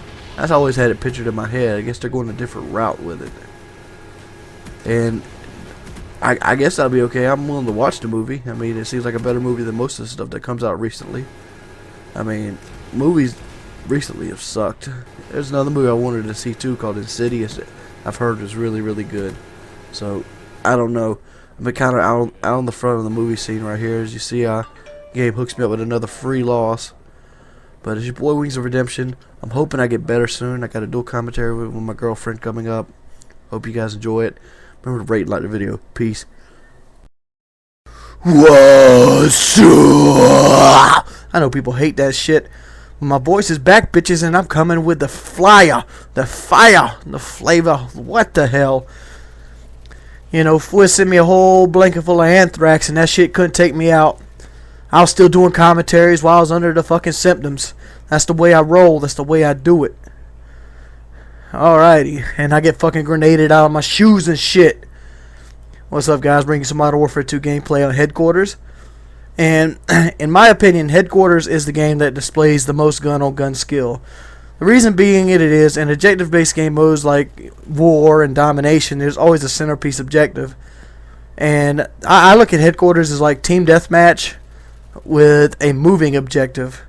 And that's why it's kind of one of the harder game modes to do really, really good in KD wise, especially for someone like me, because you can't really plan for people. You have to kind of be able to win a couple gunfights to get set up, and if you win those couple gunfights to get set up, you can do really well. As you see right here, I do a pretty good job on sub base right here of winning these gunfights. And I didn't really mean to have a Mercy airdrop it on Headquarters, because obviously it's a bad idea. As you see right here, sort of defending my way right on through to the because these kids are just constantly going after the kill streak, just like ooh, prize in the cereal. Yeah, my voice is still slipping a little bit. Hold on a minute. Can't stop being sick. Can't stop talking about being sick. Can't stop shitting. Can't stop talking about shitting. That's what I'm about, son. Why is my mic so blown out right now? It seems like the more I talk, the more and more mucus fills my damn nose too. That's fucking annoying. But I don't know how blown out this is actually going to sound like. I could see like it's kind of going into the red zone right now, but I do not know how to change the actual mic volume on this thing. There we go. There we go. There we go. Yeah. There. Oh, nope. Nope. All right. That last fucking 30 seconds of commentary is probably ass and trash and piss. Get pistol whip, player. Where do I die right here? Oh yeah, where'd he come from? All right, but from this point on, it's just one continuous rape train of care packages and things like this. This Mercy airdrop kill streak was way OP like a motherfucker, especially when you kind of factor in the fact that you could go like Predator missile, Harrier, a Mercy airdrop, and I actually used this to level up to 10th prestige. This is one of my big videos about it. So Mercy airdrop would not net you probably an extra 5,000 or 6,000 points every game, and if you play, let's say 200 games in a prestige, let's do a little quick math right here. All right, so if you get 6,000 points, times it by 200, it give you an extra $1,200,000. So on average, you obviously wouldn't get an extra 6,000 every game, but on average, if you played a good deal and you got a good bit of care packages and you shared most of them, you'd average about an extra $1,000,000, and it took what, 5.2 million to actually level up. So you basically shaved off 10 to 15 levels, or even 25 levels if you count the lower ones. You probably shaved off 10 from level 70 to 60 just by using the care package. Between just using it, getting the care package kill streaks, it's a mixture of everything. You also, I'm not even counting the points that you probably get from calling it. I mean, there's games I've scored 40,000, 50,000 points a game just using the care package shit. But that's old news. Oh, look at it. Get stuck, hater. Look at another Mercy airdrop. They're so easy to get, dude. It's ridiculous how easy the kill streaks are to get on Modern Warfare 2. I'm saying this now, but I have a lot more fun on Modern Warfare 2 because of the kill streaks are so easy to get. It's like I'm always doing something different other than worrying about going up to a kill streak. Boom, let's get it started right here. Special delivery, hater. You notice I've actually cut this game in half. I kind of cut off the middle part to try to get the game, somewhat reasonable, because, headquarters can last a good bit. There we go. I think I killed somebody there. Yeah, I killed my teammate. We'll get these precision airstrikes. I actually love using this kill streak. Oh yeah, counter UAV. What was I fucking talking about? I have no freaking clue. You ever... Nah.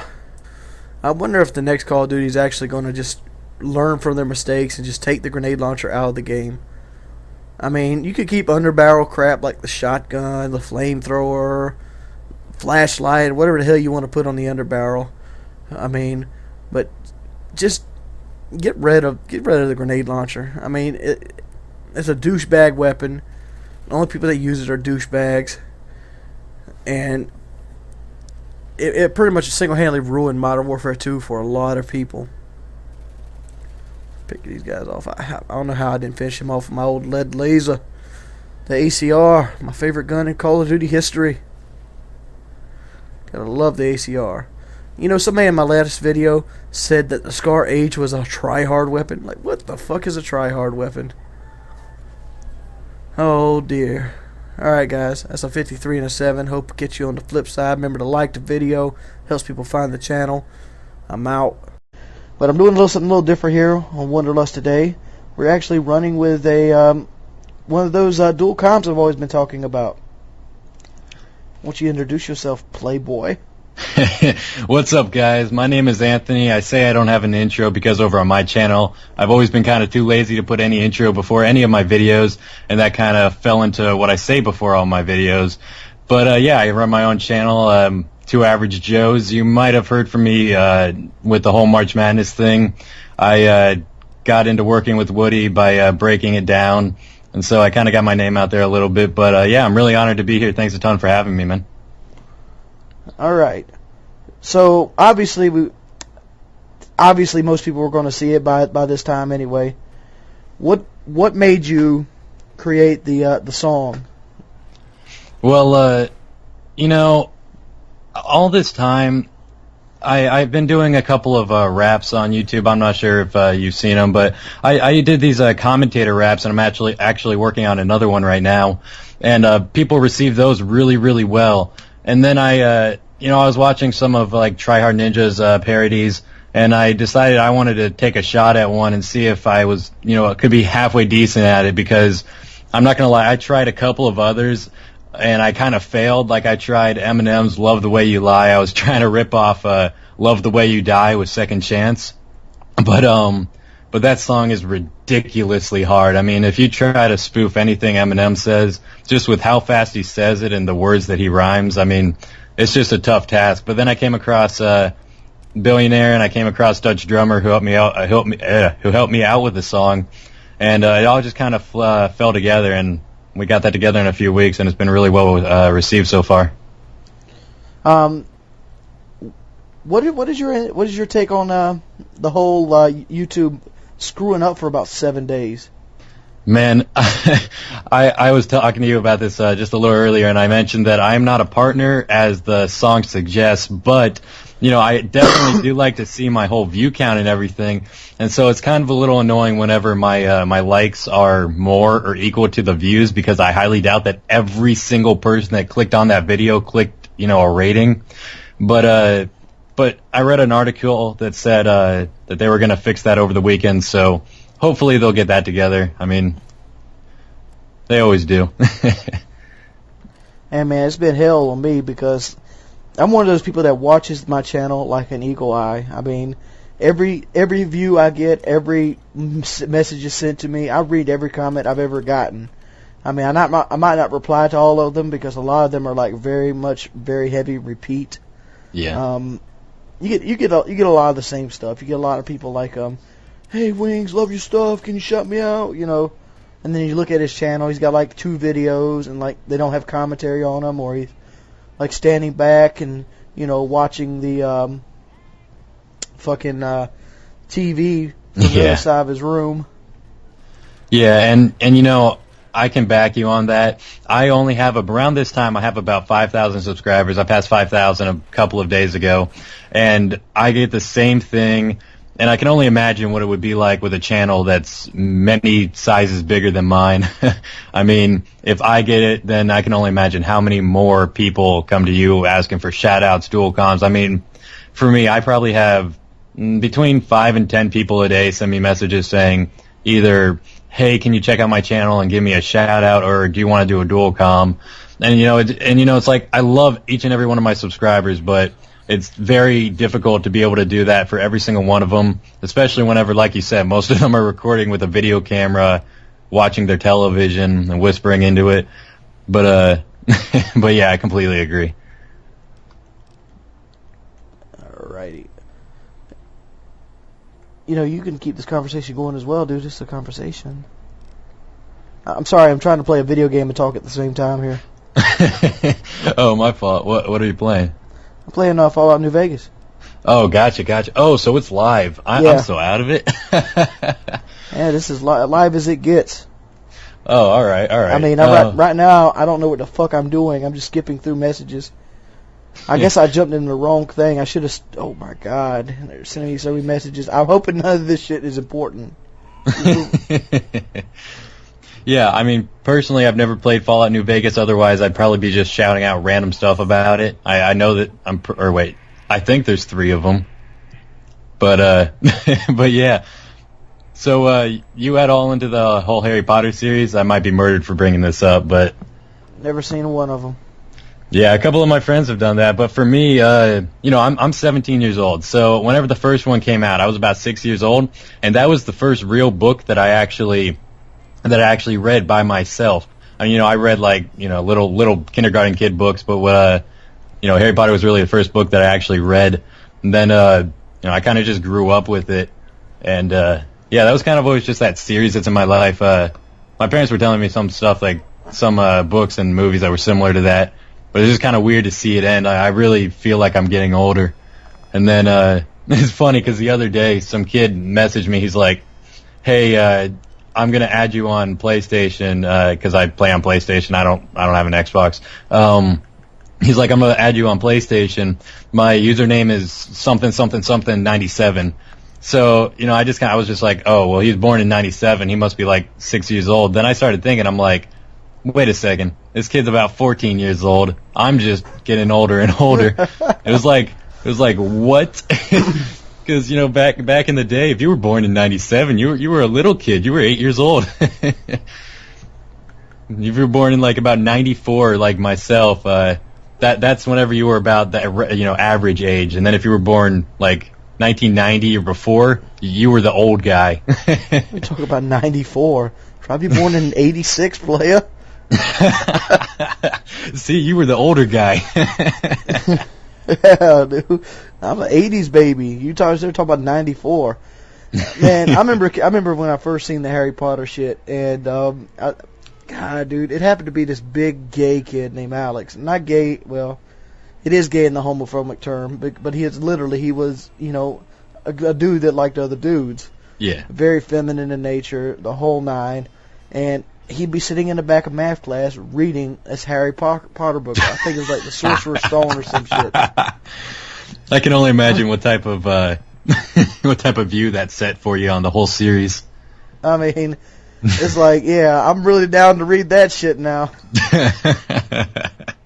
Yeah, you see, I think that's why some people are so more into it than others. Like I said, that was like the first book I ever read by myself, and like I'm sure a lot of people that are watching this remember the first video game they ever played.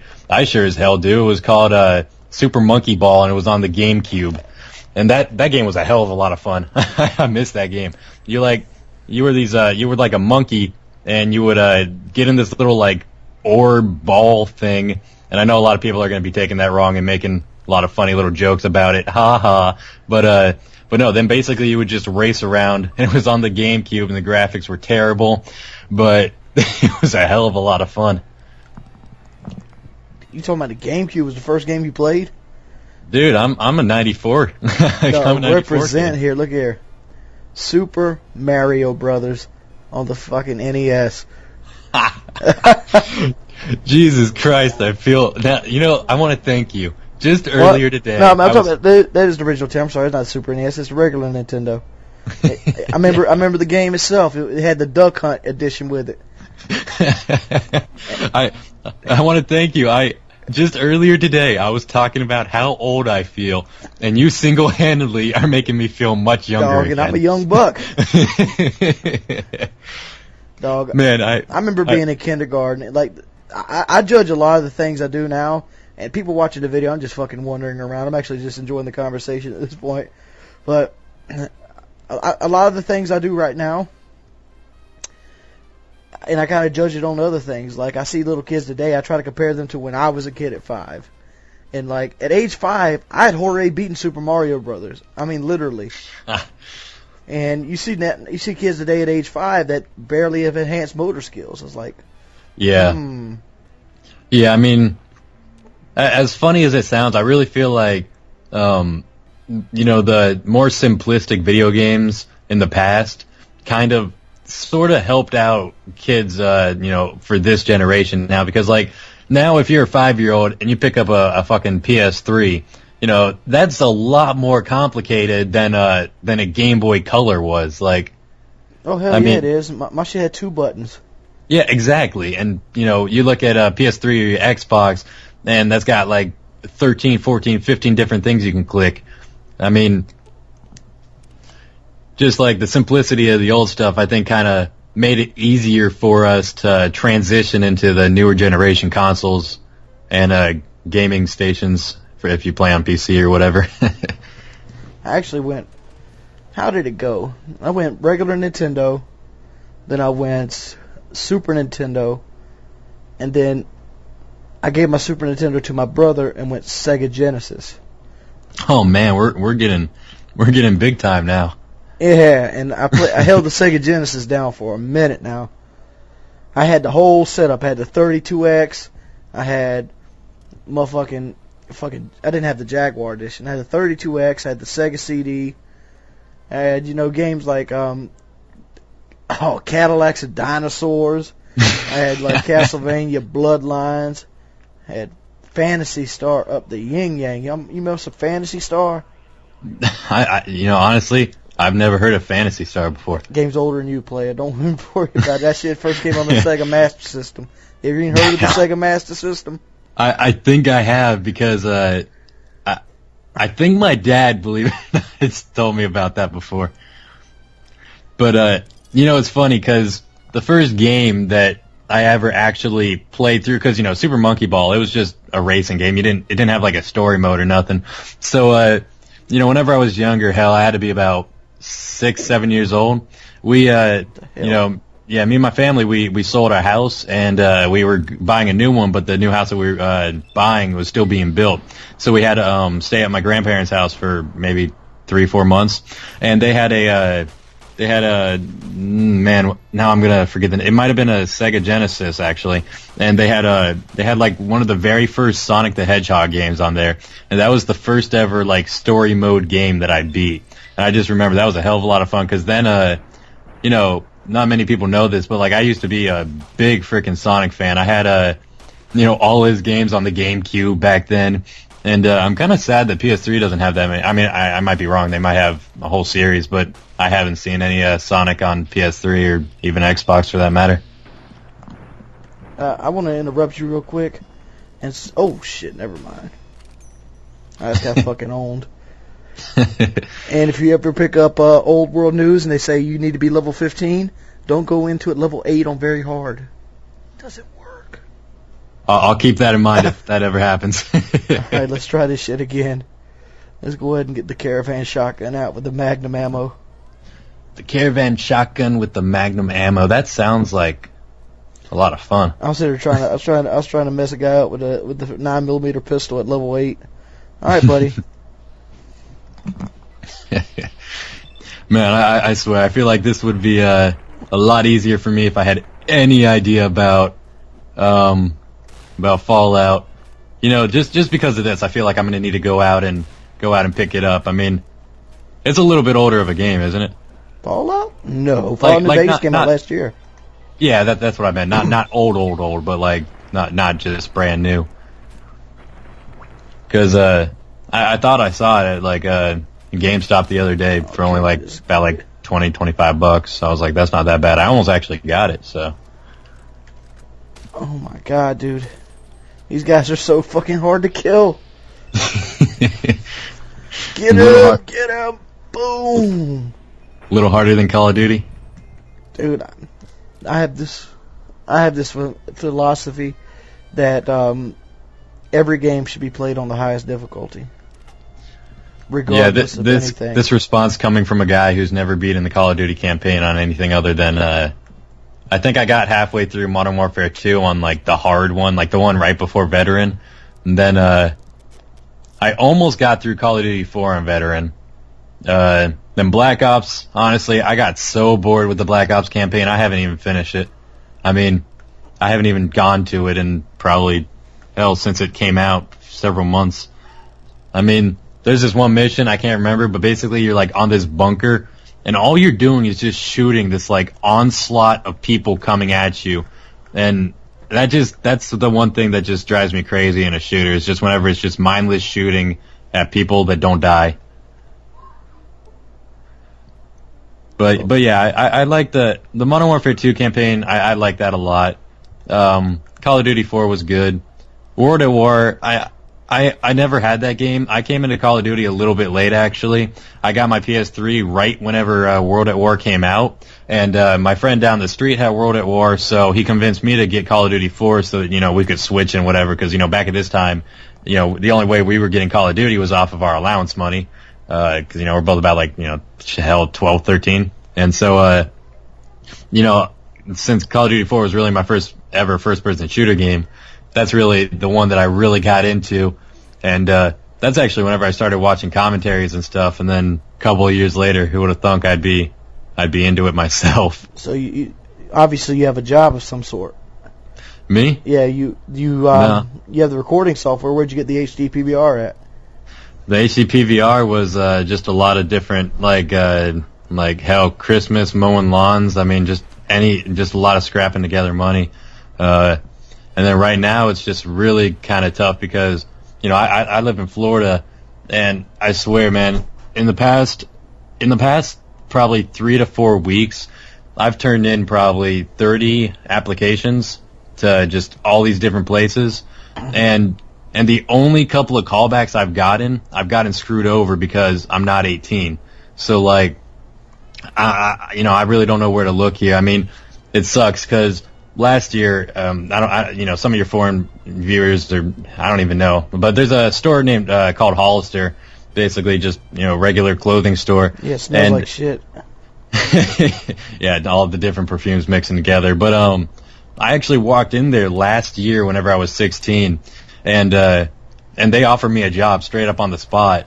And, you know, they're like, here, let me get your information. You know, I'm flipping a shit. Oh my God, I'm gonna get a job at Hollister. You know, like, that's where all the freaking, hot ass models go and everything. I was getting a big head already. And then, they give me a call back the next day. I'm like, all right, this is going great. Then they're like, everything's going perfectly. Then they drop the bomb. Okay, you got to be at least 17. And I'm like, what type of fucking age limit is 17?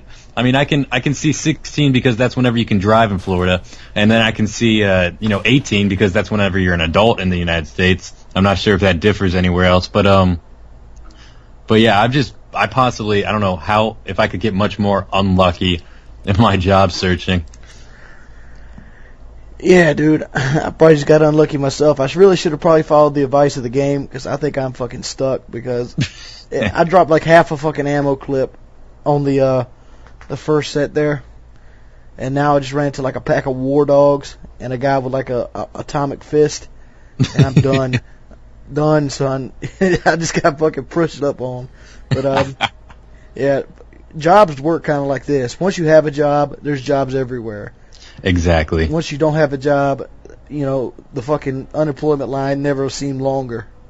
Yeah. But it's been your boy, 2 Average Joe and Wings of Redemption. You can check him out in the channel link here or the annotation at the beginning or end of this video. I don't know. I'll probably jump on Fallout 3 for the next Wanderlust because I'm stuck as shit on this one. Peace, players. Alright, let me call you back real quick. Okay. What's up, Playboys and Playas? It's your boy Wings of Redemption, and I'm bringing you a little try-hard gameplay on some Demolition Summit. Doing a little different today. Look at, damn, the hipfire sucks in the FAMAS now. Look at that shit. But, well, I guess you can't really complain about the FAMAS since they did patch it. And it is there. I just tried to use this kit because I don't know, I was just hopping on trying to kill a little bit of time, and this video is more like a transition to a video we'll talk about next. As everybody knows, I did a dual combo Wanderlust at number 9 with 2 Average Joes, and I didn't really like how it turned out, to be honest, and I didn't want to not put the video up because it would hurt one of the smaller channels that I actually was trying to help out, so I decided to put the video up anyway. Regardless, I was unhappy with the way it turned out. The backup video of playing Fallout with doing the dual comms just does seem to work very properly, and I was gonna ask your guys' opinion. What game do you think would work best, where I could sit there and shoot the shit, have like a little mini podcast with people, and try to get some of the lesser known people in the community a chance to let you see their personalities, say maybe you like them, maybe you don't. It's whatever. Just giving the little guys a little bit more of exposure, and maybe, address a couple issues. Who knows? What kind of game do you think would be best suited for that? Do you think I should just take, a couple, friggin' gameplays like this and go over it with them, or just a bunch of filler demo matches, whatever? Or do you think there's actually, like, do I play Fallout 3 and just do stuff I know to do, or what do you guys think would be best? I'm straight up down for buying new games. I mean, it doesn't bother me at all to go out there and drop $60 on a game.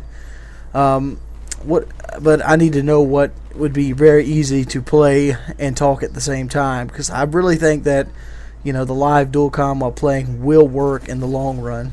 As you see right here, just owning people. This is a redneck move right here. I usually do the forklift, just trying something a little different because I'm very anal retentive about the way I do it, as you see right here. But I'm also controlling the shit out of the engagement. Watch me control the shit out of this engagement. Oh no, get raped, kids. Raped. As I come up here. Owned. Alright, where you at? Come here, baby. I love Scavenger. Scavenger Attack Mass Pro is probably one of my favorite setups in the game. The reason I like Scavenger is because of the ammo. It's mainly because of the stun nade combo. And you'll see me using the Search and Destroy a lot because of that stun nade combo. See, I get the gun shit right there. You notice it's a rather short video, but you gotta understand what's down. It's your boy Wings. He's bound to ass pound in the second round. Town. You know how I do it, player. I'm gonna come over here owning the shit out of this kid. It's kind of funny because I was playing with Cujo off of a Twitter party, if you see the guy Cujo, and he got a taste of what it's like to be on the other team. It kind of split us apart. I guess it dropped him out and pulled him back in. And he made a pretty big deal about it. There I catch one of them. I think this is either my first or second death. And, you know, the round's coming to an end rather quickly right here. But, yeah, give me guys your opinion. Do you want to see Black Ops? Maybe just a bunch of, like, easy games I normally wouldn't put up like this. This isn't normally a game that I would put up mainly because it's just raping people in demo, and I have these all day long. As you see, first, damn, I got 6 deaths in the first round. Never mind, I got 6 deaths in that motherfucker first round. It's 26-6 at this point, and here comes the ass pound. Gunship on Summit is a fucking monster. Here it comes. You ready for it? I'm gonna go cut it out, but end of the game. 50-8. It's your boy. And what's up, ladies and gentlemen? It's your boy Wings of Redemption, and I'm bringing you a gameplay of Search and Destroy here on Nuketown. As you can see, my voice is getting a little bit better. It's a little bit less raspy, but it will probably break apart here in a bit. There's nothing I can do to help my voice. All it's going to take is a lot of medicine and a lot of time to heal, which probably tonight won't get too much time to heal because I got to do Painkiller already. Losing your voice is one of the side effects of my job because my job is basically my ability to talk and to entertain through vocal and through speaking. And that kind of gets me to the next point. What do you take away from becoming a successful YouTuber? What I've took away from personally is I've took away business skills, negotiation skills, speaking skills, public speaking experience, persona, personality. It changes everything you are as a person because you have to deal with people so in and out. It also gives you thicker skin. Stuff that normally that would tick you off and bring you over the edge and no longer bothers you or affects you. For example, anytime you venture and you look at my videos of any sort of thing, you'll see somebody call me fat. Well, that doesn't hurt my feelings at all anymore. It used to back in the day. Used to, you know, call me a bad player would hurt my feelings back in the day because I put a lot of time and effort in, you know, refining my game and critiquing it. And me myself, I'm the hardest critic I know, especially on gameplay. Like if you ever see me in like the Billionaire's Bash or anywhere like that, I'm hard up. I put a lot of thought into everything I do. You see people like Xjawz get up and do the interview. They talking about how they wanted to shoot through walls with AK-47.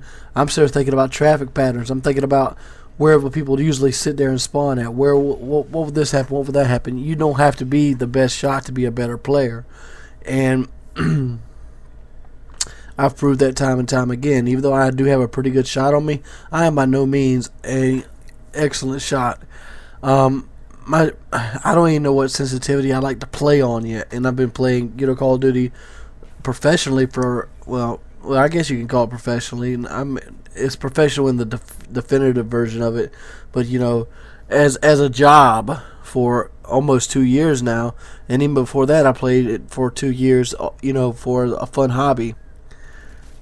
Let's see right here. What am I thinking about right here is I figured he'd come in through like just like that. I see there's another guy hanging out the side of the house and he's just camping it up. He doesn't know where I'm at and he didn't even care where his boy was at. I see the other guy coming up around the house, so I'm going to come up. So I know there's only 2 left, so I'm going to scoop around, up, climb down it, come down so I don't make a thing, and just get him. Come in here, sit behind the chair because I figured he'd run through the door. And there you go. That's a perfect clutch of a round. But it's just put a lot of thought into it. Try to plan stuff out. Try not to rely on your reflexes as much as humanly possible. A lot of this comes from the actual Battlefield player in me, because Battlefield was the first FPS shooter I actually played and I got into. When I used to be a PC guy, the game I played on PC was Battlefield, Diablo 2, and StarCraft. Those kind of situations. StarCraft's a RTS, a real-time strategy, so it had a lot more effect with your hand-eye movement than most games. But if you didn't have a good move per minute, or you weren't really quick, the terror was more your race, because you didn't have to do a lot of micromanaging. You had to do a lot of like UAV and medic work. But in the long run, you used less units, and you basically had to build less units.